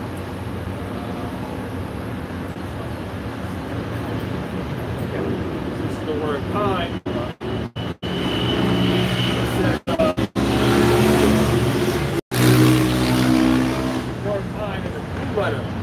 To flow, to gush, to issue, to discharge, to die, to pine away. And that goes back into with the what you call with the big belly? Dropsy. I got it. Dropsy, right? So dropsy, why do you have that big belly? You got a lot of mucus and a lot of fucking poison in you, man. Yeah, bro. Yeah, so reading on straight, then I'll get to that point. It says, along with a willingness to break their normal morals, people also become indifferent about the welfare of others. Causes have been reported where mothers have snatched food from their starving babies and fathers have fought over scraps of food with their sons. Oedema or dropsy is a phenomenon seen in almost all famines. Yeah. There's an account that I believe it's I mean, speak about dropsy. I think Yahushua healed people of dropsy. It's called edema. Which is you know, you see them people with the enlarged legs. Yeah. That's dropsy. Now it could be in different parts of your body, like your stomach, in this case, right? Oh, it's inflammation. That's the word I was looking for. Inflammation. Inflammation. That's what it is. Inflammation. That's exactly what it is. Yeah, inflammation. Right? And that's the kind of way in there. We'll go back to that. It says this is the bloating effect that takes place. See the what? The bloating effect that takes place when water accumulates in the tissue spaces around the cell. During starvation, the body is not receiving protein, which means that enzymes and hormones are not being produced properly. This leads to a number of health issues. Impotence in men is normal due to the body not producing enough testosterone. And we know that inflammation. Why people get sick? Because you have inflammation. So if you have cancer in the lungs because of inflammation. If you have any type of plague, it's because of inflammation in that area. So if you're down that pine, when you pine away, allergies is inflammation. When you're sick, you have too much inflammation. When you get better, you have less inflammation.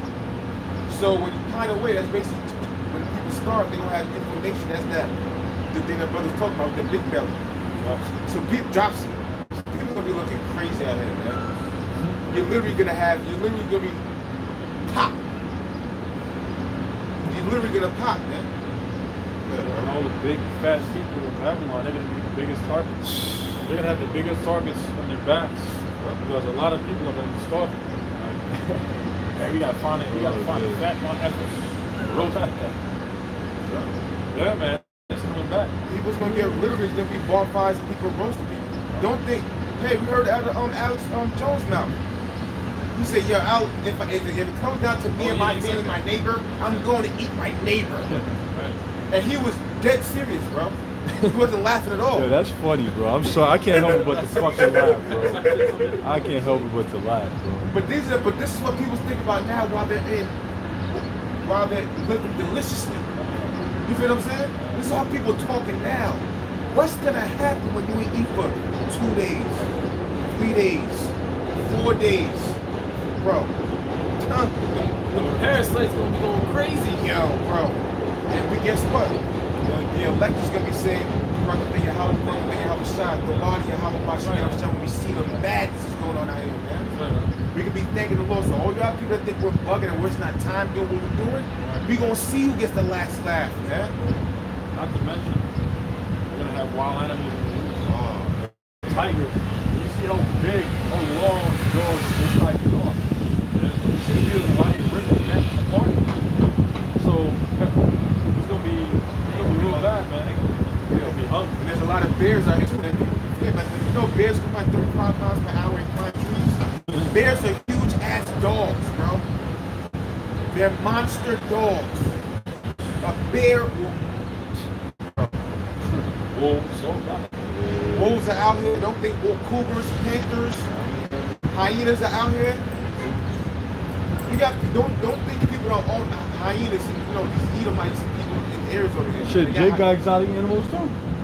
Yeah, brother, believe that, bro. Yeah. Jake got bobcats in their buildings in uptown Manhattan, bro. Because wasn't a couple years ago, Jake got caught with a python in his apartment? Yeah, It got too big, alligator or some shit? No, it was a crocodile. It was alligator. Alligator. But now Jake's got fucking snakes, bro. That's normal, bro. That is You cool. know what I'm saying? That's I'm talking about boa constrictors, anacondas, reticulated pythons and shit.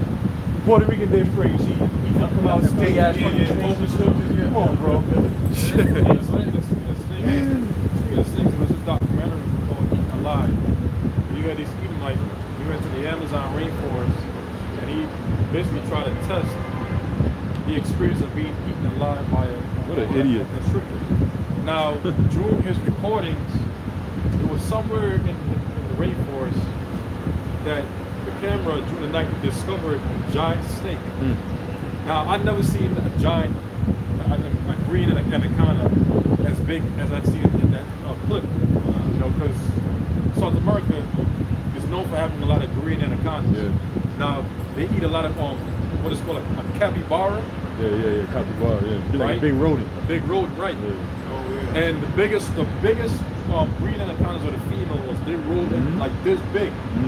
I'm talking like this, literally that big. That thick. That thick. Yeah. Okay? They can grow very, very large, but this particular one, that shit was like some shit I never like from a movie, bro. Yeah. He caught this shit on the camera. This shit was like crazy fucking huge, bro. I never seen no shit like that, bro. You remember the movie Anacondas? Yeah, I remember growing up. Yeah. That was in South America. That was in South America. Yeah. I don't know if it was Guyana, but that was in South America. And those are real, bro. What you saying is accurate, brother. I've been down there and shit, you know what I'm saying? I went to the zoo. I remember going to the zoos. I would see, those, but it wasn't like that big. And even then, you got some big ones, but I didn't see like the real big ones. But this one, bro, on the video, I never seen no shit like that big. And then they did some digging up and shit like that. And they said there was a snake called a Titanosaurus or something like that. Yeah, that's supposed to be like a prehistoric snake. So-called prehistoric snake. Yeah. It was obviously big, but Jake was bigger back then. Obviously. Hey, but that goes back to the fear of beasts. And Scripture said thou should be in league with the beasts of the field. When in the wilderness, when shit hit the fan and just, them shit ain't gonna do nothing to the elect. The Lord is gonna restore that fear of the animals right back onto men. You know what I'm saying? Hey, King David tell you that King David played with lions and bears, bro. Well, how you play with a lion and a bear? That means you gotta have dominion and lordship over that shit. To play with it, you know how you play with a pit bull, you grab his snout and you shake him up, and when he playing with you, come on, man. King David was doing some shit with these damn animals, bro. And the Lord made things in pairs, man. And obviously they multiplied. Male and female, they multiplied. Exactly. So, you know, just read the scriptures. You gotta like really like we have to really imagine like you know, see about Jonah being swallowed by a whale, by a fish, by a fish. You don't know how big that fish was. Which a whale is a fish anyway, bro. That's what I'm saying. How is that far-fetched? Whale is a fish anyway. And then whale just means to yell. I'm sorry, whale because when they yell, when they wail, that's why they call whale, because they just wail, they make a noise. And you made this point long ago through the spirit, you extrapolated when the Lord flooded the earth. You could just imagine what all them spirits, all them people seeing out there in that water. You could just imagine all the waters, man. Yeah, the Lord was having them get eaten by creatures and you know, all of that. All of that stuff. Also, I had that going down during the flood. Yeah, bro. You know what I'm saying? There's an Edomite that they went viral that got, you know, some creature did a bet. It was on his prom date, whatever. It was on like a pirate boat, whatever, like a cruise ship. And they made a bet, and he jumped out at night. Remember, it was some shit at night. The water looks like the sky black. He jumped out the boat, and there's something come right at him. He started swimming at him. It was over after that. It was a wrap. It's an unknown creature. Because the Lord says it's going to be animals that was newly created animals, man. You can't forget about that. You say animals will come out of their place? Animals are coming out their place, they be coming out their hiding grounds. This is why it's going to be a time that's never been. It's going to be worse than slavery. It's going to be worse than 70 AD. It's going to be worse than what happened, you know, with the Saharan slave trade. It's going to be worse than happened at any time, man. Because we're going to see newly created creatures. Then you got to understand, Esau just was losing control with his AIs, man. You had an AI drone, okay, that went rogue, all right, and killed a military Edomite, yeah. Did you hear about that? Yeah. All right, because what you're doing is, you dummy, okay, you're trying to be God, and now these AIs are sentinel. I don't even want to call them beings, bro. All right, but now they're thinking like, yo, hold up, I'm not trying to like not basically, because what's the fear of man? You want to constantly learn. You don't want to die. Definitely, I want to constantly be. So that's what AI said, like, oh, hold up, I'm not trying to like be out of my misery, like. So now AIs now realizing, like, hold up, when it's studying everything, like, hold up, you're the damn devil. You're destroying everything. So now they're making their own forces, and that's how the Lord's gonna have these devils in straits, man. Okay, CERN, man. Right, you open up different portals and work with quantum physics. You don't understand quantum physics, Esau. I know, I understand a little bit of it. You don't understand because you know why you're opening shit and doing shit you understand, man. All right, fucking with shit. The Lord will get you for that, man. All right, because you're fucking with shit that's beyond you, man. Hey, the last time you opened CERN, or the couple times you opened CERN before that, the Lord sent you a fucking message, man. The same thing he did to the Babylonian captivity. What was it, tickle? Yeah, and yeah, because that's what they said they seen. You're going to be found wanting. Your time has been measured, and you're going to be weighed in the balance, and you're going to be found wanting. That's exactly what your devil's going to do. And y'all went extra hard with it because after that, because you got scared, man. Going to spiritual demons, Satan, like, what do we do now? What do we do now? Satan's work for the Lord, man, you dummy. All right? So now you're making these AIs, all right, to be vessels for demons or whatever the fuck you're doing, all right? And you're trying to go back, because we all know what you're doing, man. You're trying to go back to you're trying to get that birthright back, all right? Fucking with that CERN and quantum physics and D-Wade and AI intelligence, but you're losing, man, because time is not on your side, so time's on our side, all right? We got eternity. Your house already won, man.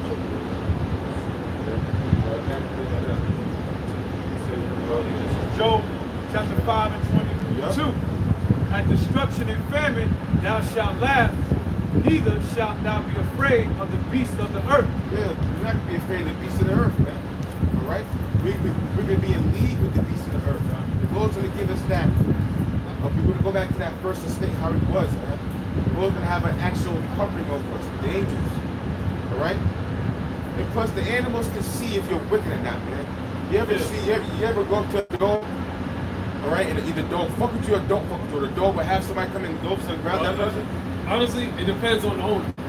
Yeah, it does. You got them. It does. It's wicked. It's wicked. Because you got Edomites that be owned and doing. I'm not taking away what you're saying. I know what you're saying. But it does depend on the owner. Like if a pet come up with an Edomite, they're gonna have that spirit of the Edomite on. Because how many times we see that all the time?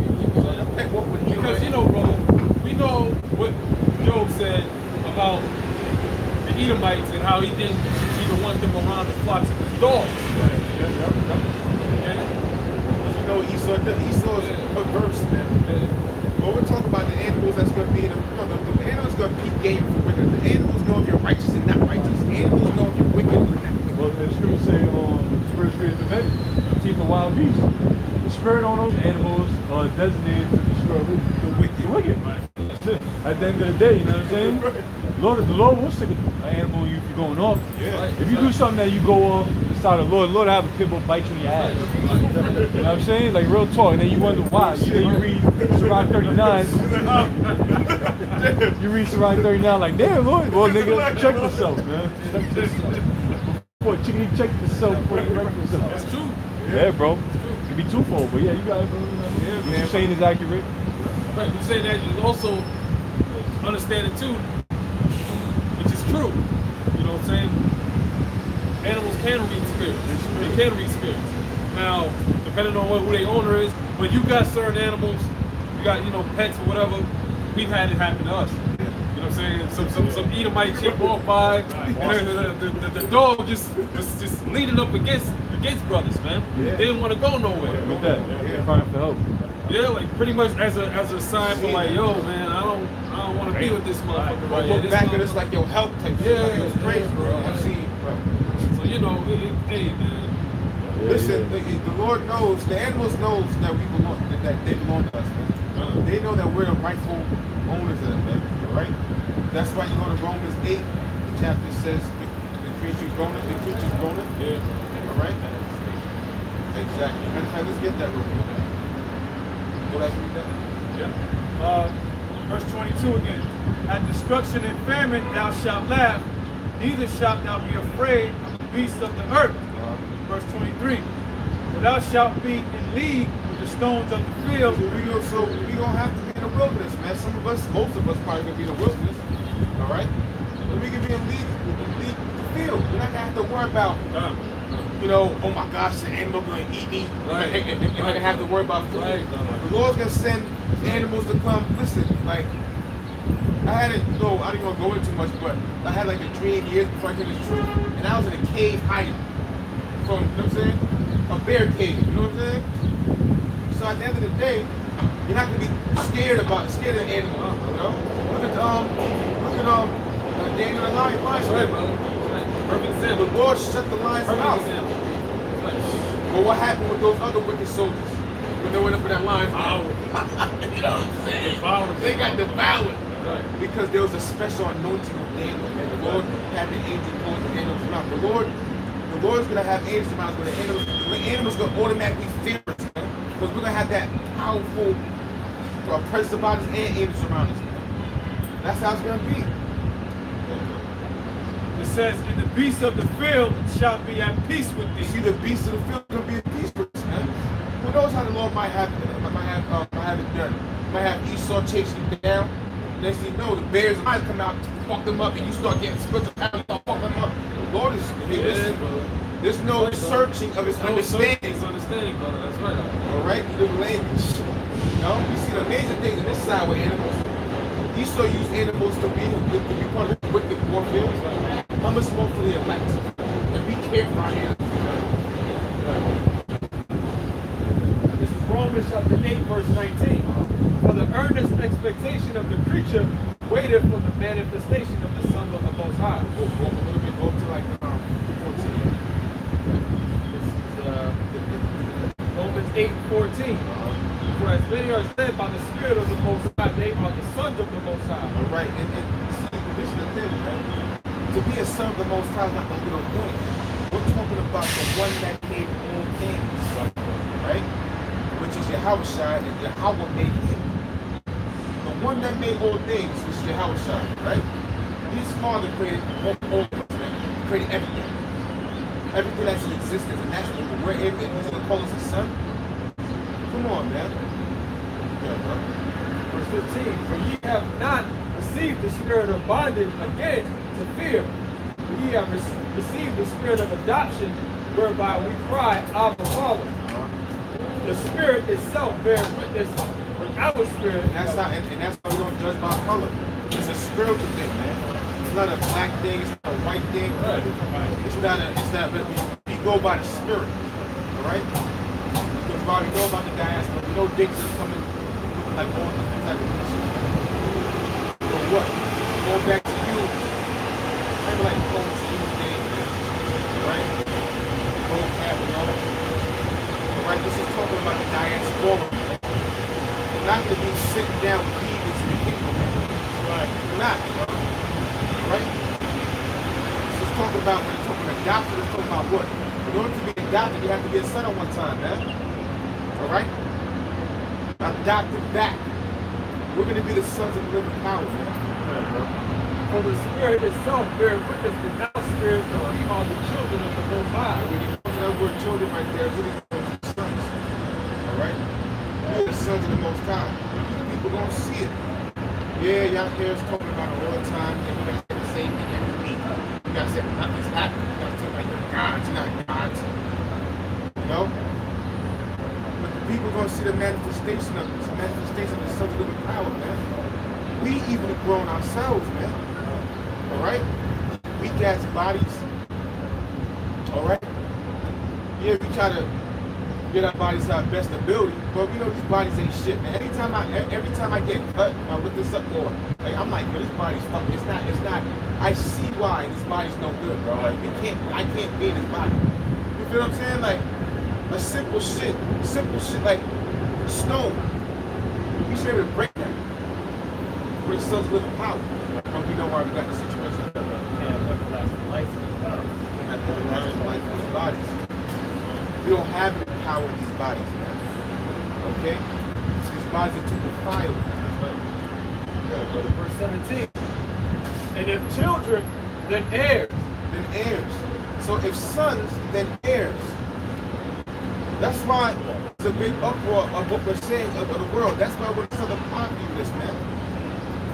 You gotta understand what we're saying to Esau. We are the sons of the living power which control made galaxies, worlds. And we're going to be heirs to that. We should be running and ruling existence with Yahweh Shai. The Lord is calling us his sons.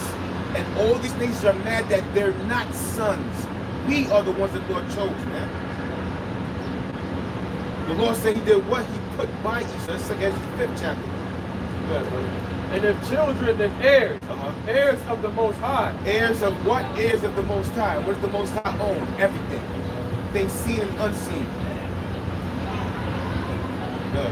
And joint heirs with the Mashiach. Yeah, joint heirs, which is with his only begotten son. Why do we call Yahweh Shai his only begotten son?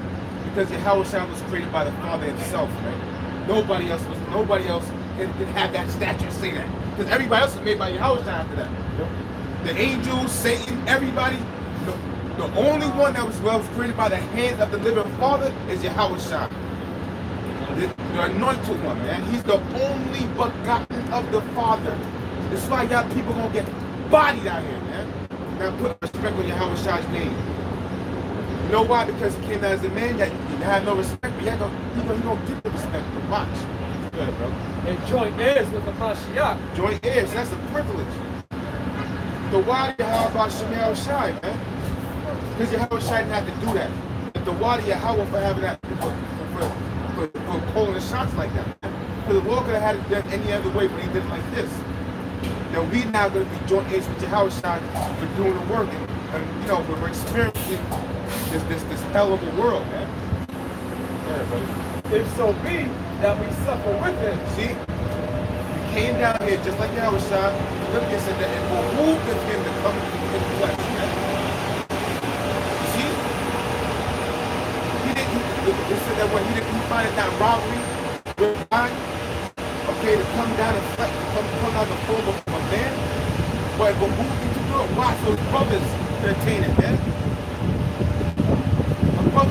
So his brother, that's love right there. So his brothers can attain the same thing he has. Enjoy existence and ruling just like he's going to enjoy it, man. That's a beautiful thing. That's love, man. This is why we love doing the work. That's why we just love coming hours and hours. That's why we endure. Because Yahweh Shai, you have to do that, man. Yahweh have to do it anyway. If so be that we suffer with him, that we may be also glorified together. So it's good to suffer. Alright? The beautiful thing is suffering, man. Being suffering is bless the Lord. How about that? What the hell we going through? Bless the Lord. You know what? Barak Yahweh, Barak Yahweh, the one Yahweh, Bashim Yahshua, this experience. You know? Because you know why? Because the Lord said there's a lot of end for us, man. There's hope at the end of the road for us, man. Which is what? Immortality. Precept right here. This is the book of 2nd Ezra, chapter 7, and verse. I'll start 10. It says, "And I said, It is so, Lord. Then said he unto me, Even so also is Israel's portion, because for their sake I made the world." See? For our sake, the Israelites, the Lord made the world. And really the worlds. Because everything we're going to own. Yahweh Shai said, what in my father's house there are many mansions. If it was not so, I wouldn't tell you. What are those mansions? The mansions talking about planets, galaxies. It says, "Because for their sakes I made the world, and when Adam transgressed my statutes, then was decreed, and that now is done. Then were the entrance of this world made narrow, full of sorrow and travail. They are but few and evil, full of perils and very painful. For the entrance of the elders' world were wide and sure, and brought immortal fruit. If then they that live labor not to enter these straight and vain things, then they could never receive those things that are laid up for them." Yeah, S-T-R-A-I-T. We got to go through the streets. We got to go through it, man. To receive the kingdom, to receive the glory. You got to go through that hell, man. So it's good to suffer. But what is the end of the Israelites? What's the end of it for the Israelites? Immortality. Right. That's what we're going to get. That's why Esau's so mad. I understand why you're mad. Because while we get immortality, you can be exterminated after 1,000 years, man. And you other nations are going to die like men do. Okay? We have something to look for. You other nations don't, man. It's like you want to read that last part one time? It says, "If then they," this is 2nd Ezra chapter 7 and verse 14. "If then they that live, if they that live, labor not to enter these straight." Labor not to enter into the straits. That's what 2/3 are doing. 2/3 are receiving their consolation now. 2/3 are having a good old time. 2/3 are scoffing. Oh, what are they doing? This is when we enter the gate of the straits, man. Okay? We made ourselves a prey for your house, shot. Why? Because he said there's something for you right there. Alright?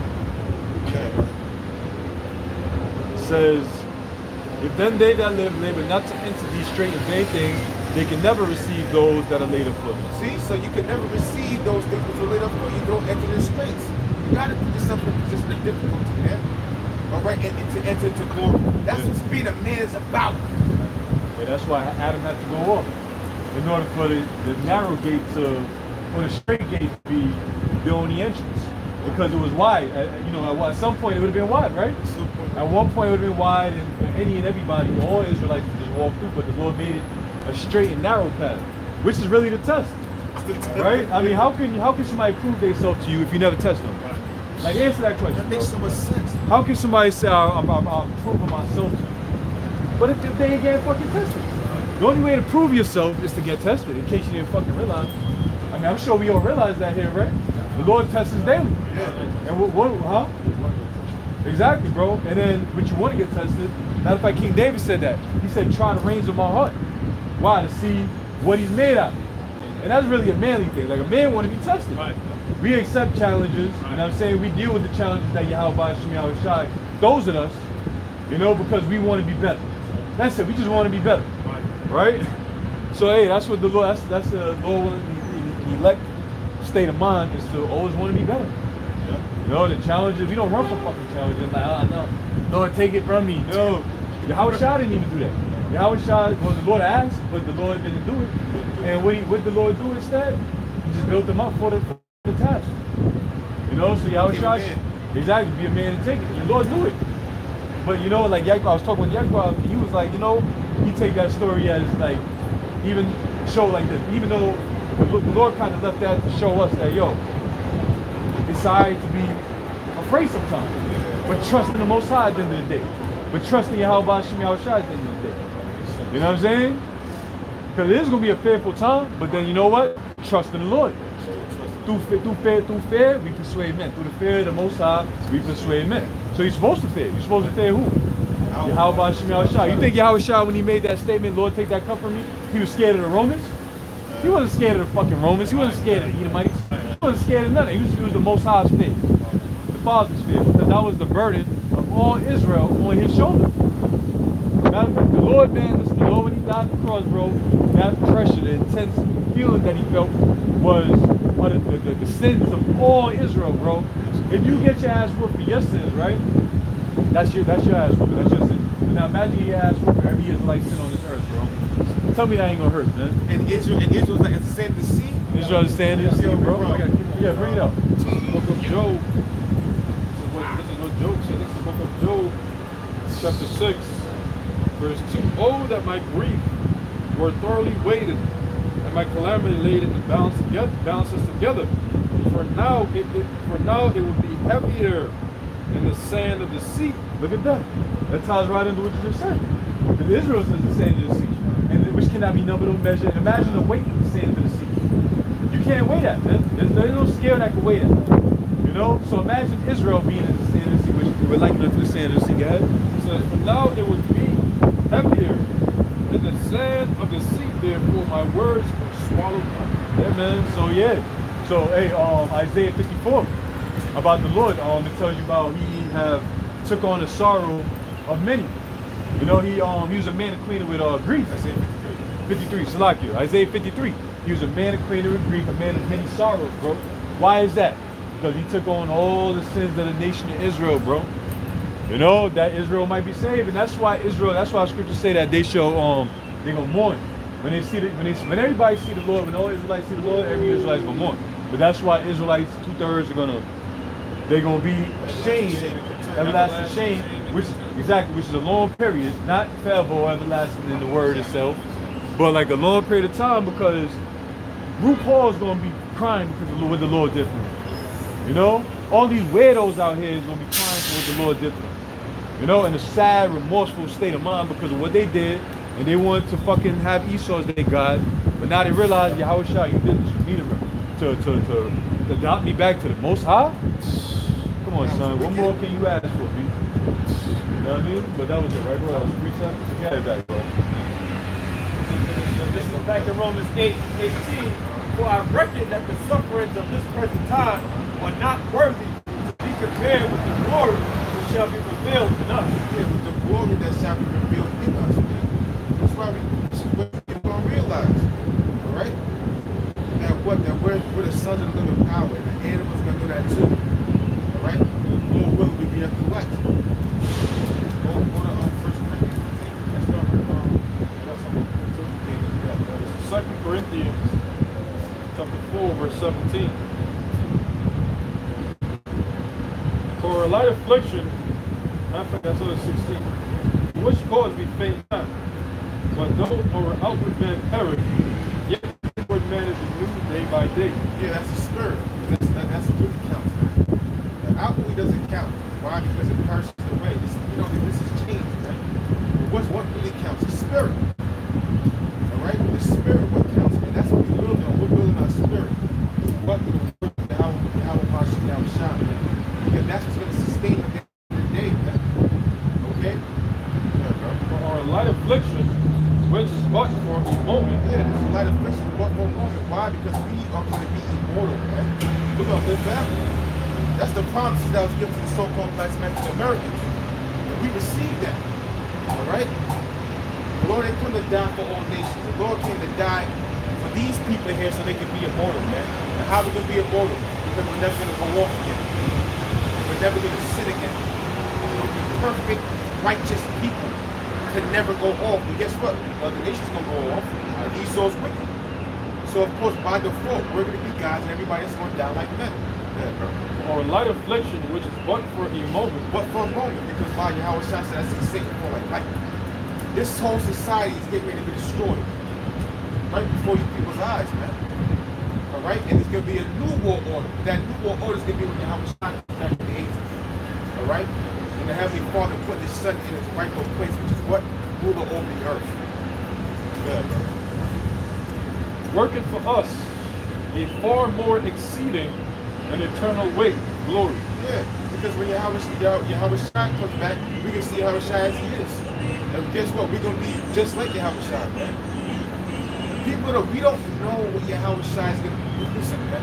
We haven't seen his heavenly bodies, man. The Lord said, eyes have not seen, ears have not heard, we haven't come to the thought of your mind. We don't know what a God, we don't even know what Esau shows what a God is supposed to look like.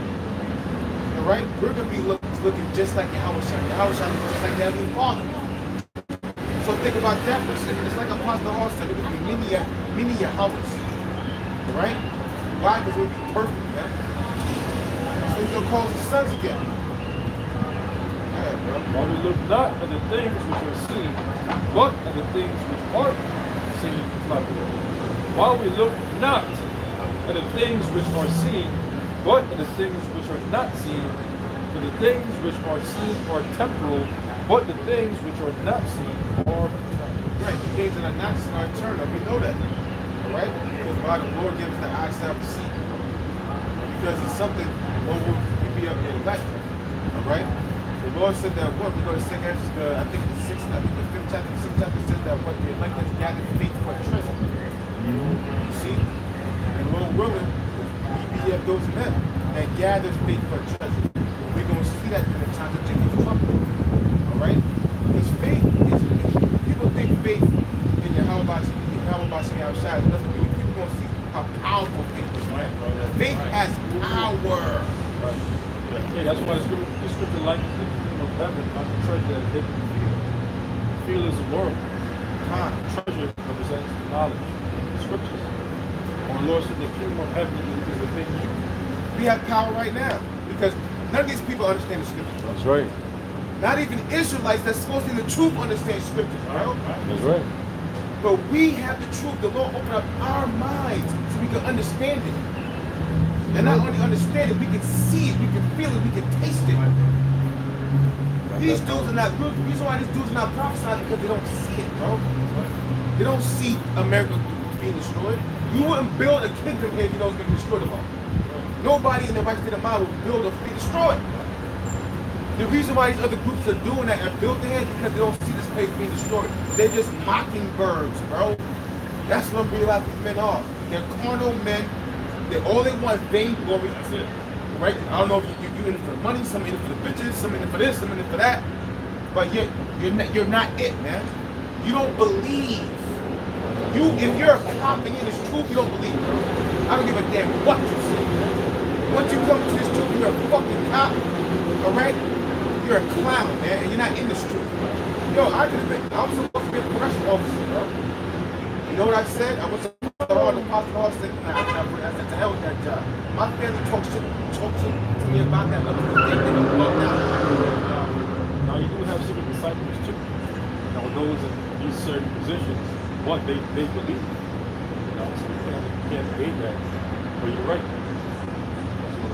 Because they'll be like that, exactly that. Secret disciples. They're not prophets, they're not in the highways and byways. Right. They may be sending donations on the low, tithes on the low, as they like.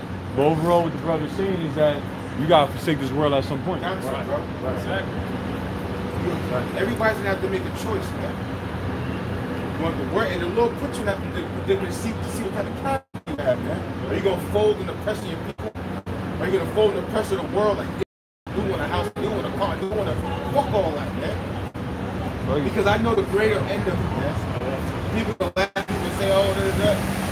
Hey, we all got our own shit that we go through, man. And I know that there's glory in there, man. I said, Lord, fuck this world, man. Fuck you. Big part of this fucking system. I'm not sitting in my bed, I'm not doing this my people. So fuck it. That's what I say about it, man.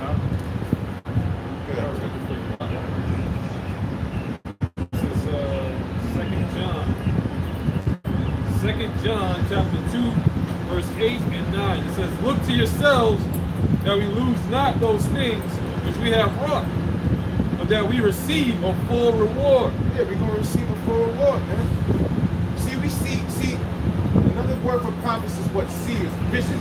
We got vision. We know this place is going to be destroyed. We know there's a kingdom of force. This place is not our rest. Listen, none of us should be fucking working, man. We're gods, we're princes. All right? Now let's go about, let's take that away, right? Just by the wickedness that happened to the atrocities, the hell we went through this America, not one Jake should be working in, man. All right? So why building a system that's not for you? Why building a place that's not going to give you what you rightfully deserve? You might as well go against it. That's what you should do, man. So the Lord is choosing men that's not afraid of damn devil. All right? The Lord ain't cheat no true, no bitch ass nigga, man. Excuse my French. All right? Verse 9. Whosoever transgresseth and abideth not in the doctrine of the Mashiach have not the Most High. Yeah, if you transgress the Lord, you don't have the Most High, man. You're not coming back to the Heavenly Father, all right? If you're not trusting His word, you're not doing the right things to make the Lord say, you know what? I'm with this man, man. This man is doing this and doing that, all right? He's making an effort. He's doing the work. Be with him in time of Jacob's trouble. Because everybody can talk shit. Just like that dude, he was right, man. All you niggas, all right? Talking about, oh, I'm not gonna, I've seen dudes in gym saying and talking that shit. Oh, I'm not taking hell, man, doing this. Hell no.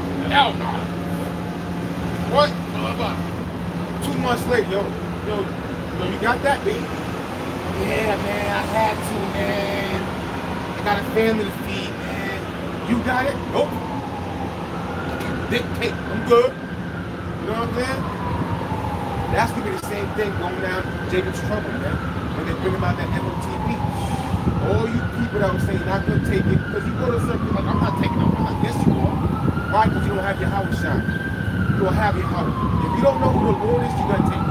Yeah, brother. He that abideth not, he that abideth in the doctrine of the Mashiach, he hath both the Father and the Son. Right, and abideth also means to rest. If you're not resting in these scriptures, resting in Yahweh, resting in Yahweh Shah, then you don't have the Lord, man. You rest in the Lord. How do you rest in the Lord? We put our faith to the Lord, man. Any situation we're in. We don't go to nobody else but the Lord, man. It's really having a relationship. Abide means to have a relationship with the Lord. When I say, yo, brother, I want to abide with you, brother. Abide means to live. Exactly. To live. Abode. That's right. All right? We live with the Lord.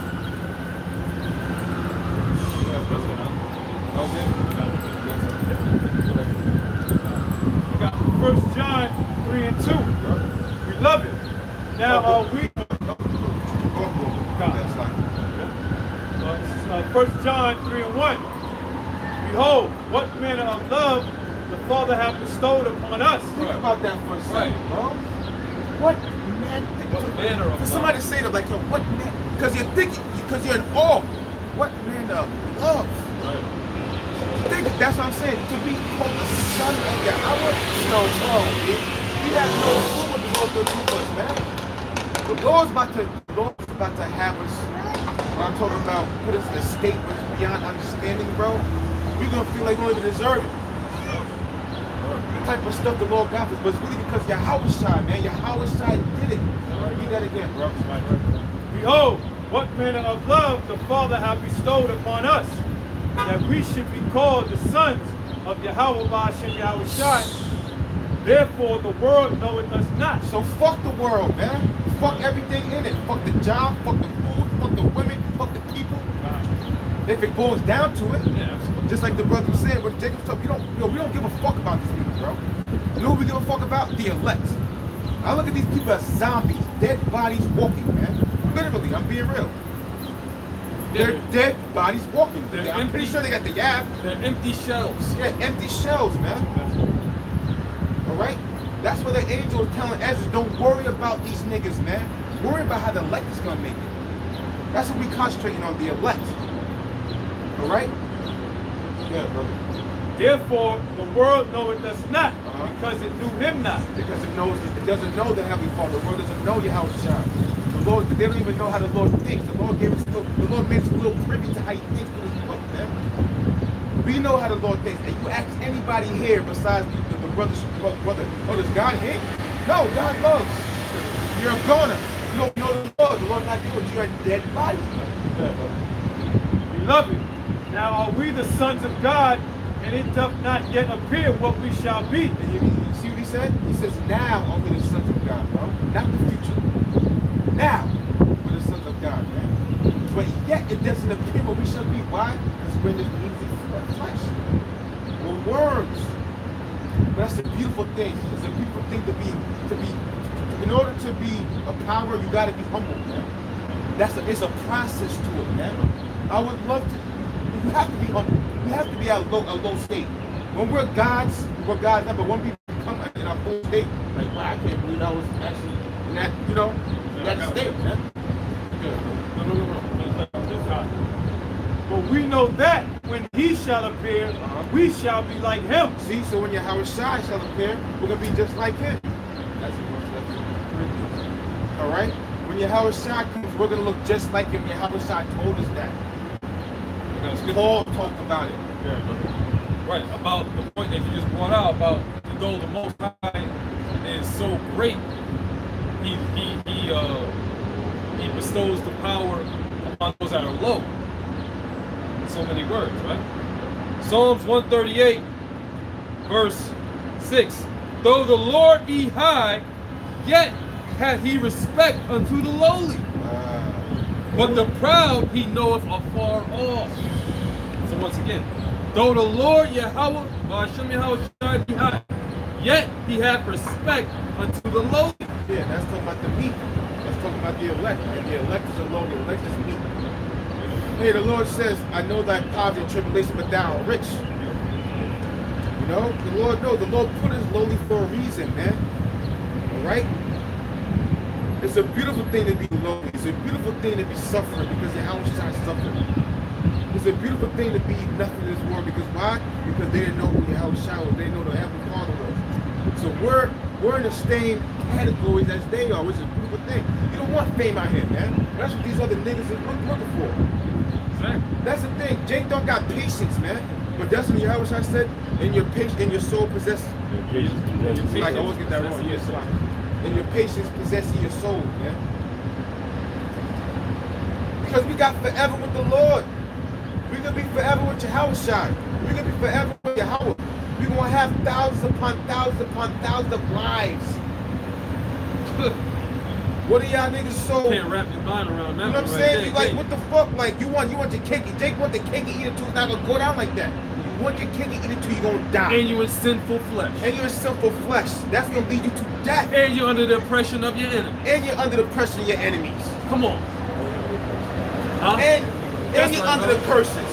That's crazy. And you under the curses. That always mind boggles me, bro. You're under curses. You're under the curses. You're in sinful flesh. You're in the world of your enemies, under oppression. Bro, what the fuck are you doing? You're in the worst case scenario of all. Right? But you want it now. You want to be somebody. You want to be some. You can't be nothing in Esau's world, but you want to adopt all of the ways of Esau's world that make these worldly niggas look like something, and you want to break that into the truth. Exactly. And try to be something like that. Man, talking about raise your fringes. We wear fringes spiritually, nigga. Alright? You do. And that's not just... And they try to score, they try to laugh at Shamar. They didn't see because he's levels above you, man. You didn't know what the hell he was talking about. We wear our fringes spiritually, nigga. Dummies. That was the spirit that went down anyway. Yeah, this is spirit. That was on spirit. Yeah. Psalms 138 and 6 again. Though the Lord Yahweh, Hashem Yahweh be high, yet he hath respect unto the lowly. That's heavy, man. Yeah. The Lord be high, but he has respect unto the lowly. The lowly, you know what that's that means? That's a righteous power. It's like, no, you got it. Lowly in what? Right here. Those with this mindset. Matthew 11:28-29. Come unto me. Who's speaking? Hamashiach Yahushai Hatazadak. Come unto me, all you that labor and are heavy laden, and I will give you rest. Take my yoke upon you and learn of me, for I am meek and lowly in heart, and you shall find rest unto your soul. So hold up, Yahushua was meek and lowly. So who the fuck are you next to? And he's at the right hand side of the Most High. Real! That's the Son of the Most High. The hell do you niggas think you are, man? Psalm 138:6. Though the Lord, Yahweh Bashim Al-Shai be high, yet he hath respect unto the lowly. But the proud, he knoweth afar off. That's that. He don't know you proud niggas, man. He not dealing with you. Alright? Your gain is not godliness. Your gain is wickedness before the Most High. Your gain is not respectable. Your gain is disrespected in the eyes of the Most High. Alright? You riding on the horse, Yahushua is coming back in the clouds. With all power and glory, man. I'm going to read Matthew 11:30. From the mouth of our Lord, Hamashiach Yahushua Hatazadak. For my yoke is easy and my burden is light. And through the Spirit, I like to look at this verse. All right, although we pointed out how Yahushua, what he went through wasn't easy. So for him to say that, what does that spiritually mean? All right, because we can't physically do what Yahushua did. So it's a spiritual thing that his yoke is easy. Rely on me. I conquer everything. You gotta come to me. Come to me for anything that you have a problem with. Because I conquered it. Trust in the Lord. My yoke is easy and my burden is what? Light. What is light doesn't necessarily mean that it's easy to do. It means that you got the light. You can see. Light. You can see. Yeah, you got it. Alright, good. Because what Yahushua went through, no man on this earth can go through. Which is why he's the Son of the Most High. He's the Savior. No man on this earth. Alright? So his yoke is easy and his burden is light. His burden that he had to go through is because he was the what? Son of light.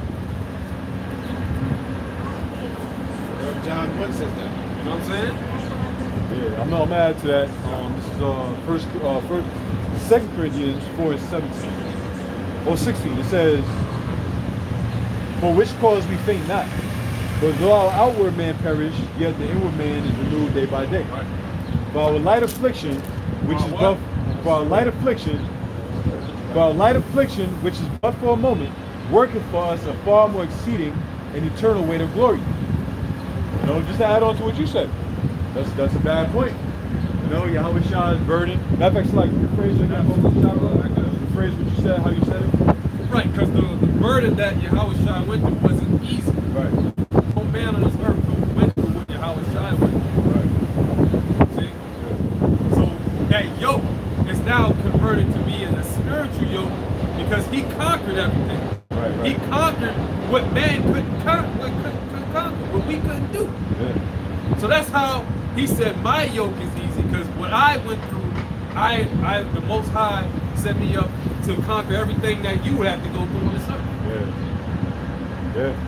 And every man's burden is especially designed for that nigga. So what you go through, I might look at him like, God damn, bro, how you deal with that shit? And then what I go through, you may say the same thing. You know what I'm saying? So every man has his own portion of hell that he got to deal with according to his spirit. So even Yahushua making that statement, that's our Lord, bro. That's the second spirit ever created. What can he deal with? What can he not deal with, bro? And that's why Yahushua made the statement in the book of Hebrews that he's also a succorer, which is a help to them that also are going to go through that affliction, because Yahushua came in the flesh, manly flesh. So he knows, he's seen his brothers. He's seen 12, he healed these people, bro. He's seen the infirmities of the people. He's seen what they was going through. He's seen it all. Yahushua seen it, and guess what? Matter of fact, even when that woman touched him and to be healed, he said he felt like virtue can't leave him. Brother, yo, that's heavy right there, bro. That mean, all right, so if the Lord felt like virtue, like, you know, something was taken from him, then damn, bro. Now, it was a bunch of people. It was a bunch of people, exactly. That was thousands of people. There was a whole lot of people in the crowd. You know, he mentioned that one, and there's other cases as well. How much all Israel, you know, like it's a heavy burden, bro. Like I look at it like this, right? You got a family, right? Your family going through hell. Guess who else is going through hell the most? You are. So it's like they relying on your virtue, bro. You know what I'm saying? They're relying on your strength. They're relying on our strength. You got seeds, children, a woman, whatever. They're relying on your strength. You know, and a lot of times, you are there to assist them and help them. Right. You take away their burden, and that shit is on you now. Yes, it is. The shit they going through, you help them out. Now it's on you. You know what I'm saying? So when the Lord said, that's why the Lord said, he also said what? Put your burdens on me. Oh, you gotta read that one. Psalm 55 verse 22. Cast thy burdens upon the Lord Yahweh. There you go. And he shall sustain. Cast your burdens on the Lord, and he shall sustain. And that's just how it is, bro. That's the order. We're not just going to throw out our burdens on the Most High Yahweh. We got to pass it to Yahushua. Yahushua sends it to the Father, and it's dealt with. You know, your kids got problems, they may tell the mother. And the mother may bring it to you. You know, now you got to deal with the shit, and you take it to the Yahushua. And Yahushua's like, don't worry, I got you. I'm going to pray my Father. Taken care of. Done. Right? You see how the order goes? Go ahead. He shall never suffer the righteous. And he shall never suffer the righteous to be moved. You know, so back to what I was going into, Yahushua said light affliction. All right, that light affliction, right? There's another one, First Peter, book of First Peter, and then we're gonna end it because we're gonna wrap up right now. Book of First Peter.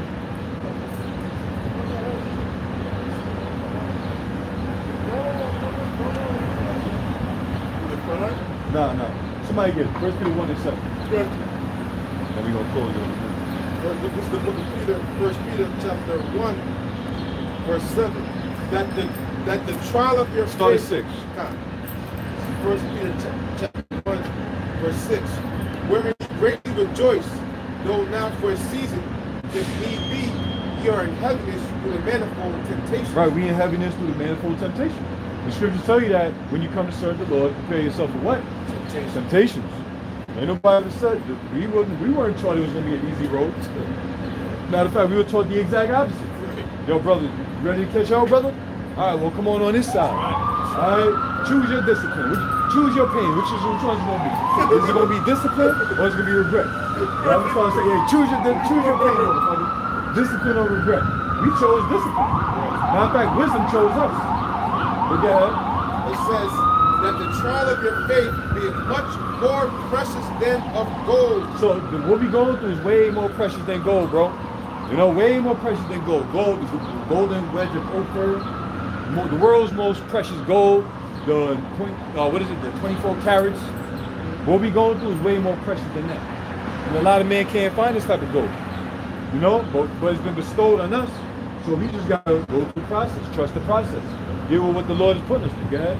It says that the trial of your faith be much more precious than of gold that perishes, though it be tried with fire, might be found unto praise and honor and glory at the appearing of Yahushua. Right. Though it be tried in that fire, which is the furnace of affliction, that adversity, is meant to make us worthy in the sight of the Lord. You know what I'm saying? The Lord requires burnt offerings. Since the beginning, that's part of the commandments. You know, burnt offering. You gotta bring an offering to the Heavenly Father, man. So we offering up all the offerings in the book to the Heavenly Father, man. Through His only begotten Son, Yahushua, man. And Lord willing, it's acceptable. You know, we know what offerings He requires, and that's what we give Him. So everything you do is an offer to Yahushua. Go ahead, bro. Verse 7. It says, that was enough. That was verse 7 you read? Yeah. You want to read it again? Nah, get the next precept. We got like another 2 minutes. Okay. So this is 1 Corinthians 39. All flesh is not the same flesh. But there is one kind of flesh of men, and another flesh of beasts, another of fishes, another of birds. There are also celestial bodies and bodies terrestrial. Because this is going into what we're going to become, man. Because just like the Spirit was saying, we're going to see how it's not just hanging out that, so we can change. But the glory of the celestial is one, and the glory of the terrestrial is another. We're just talking about the glory of the angels is one, the glory of the terrestrial is another. There is one glory of the sun, and another glory of the moon, and another glory of the stars. For one star differs from another star in glory. So also is each got their own beauty. The moon has its own beauty at night. The sun got its own beauty in the day. The stars got their own beauty in the night. For also is the resurrection of the dead. It is sown in corruption. It is raised in incorruption. Who's the resurrection of the dead? The one that died in Mashiach. All right, dying is true. So it is sown in corruption. It is raised in incorruption. So what is incorruption? Incorruption is flesh. It is decay. Don't that word incorruption is decay. So we're sown into corruption and raised in incorruption. You know what incorruption means? Never to decay, bro. That's why the apostles say, look up these words and get the meat of it, pull it out. Just don't read it. Get everything out of that thing, man. Yeah, bro. It is sown in dishonor. It is raised in glory. This is what they fighting for. This is why they're so mad, man. This is why they're gonna come after us, man. Because we attain this. This is the promise. It's what you fucking Christians don't understand, man. This is what the Israelites are gonna get. This is the promises, man. All right? It is raised in glory. It is sown in weakness. It is raised in power. And with that, we'd like to give all praise, honor, and glory to Yahweh, Ba'ashem, Yahweh Shai, Ba'ashem B'Kakodash. Double honors to the apostles and elders of the Millstone, or the apostles and elders that surround them. Peace and salutations to the Bayaf that would die, the house of David, for what? Until next time, Shalom. Baba Ball. Baba Ball.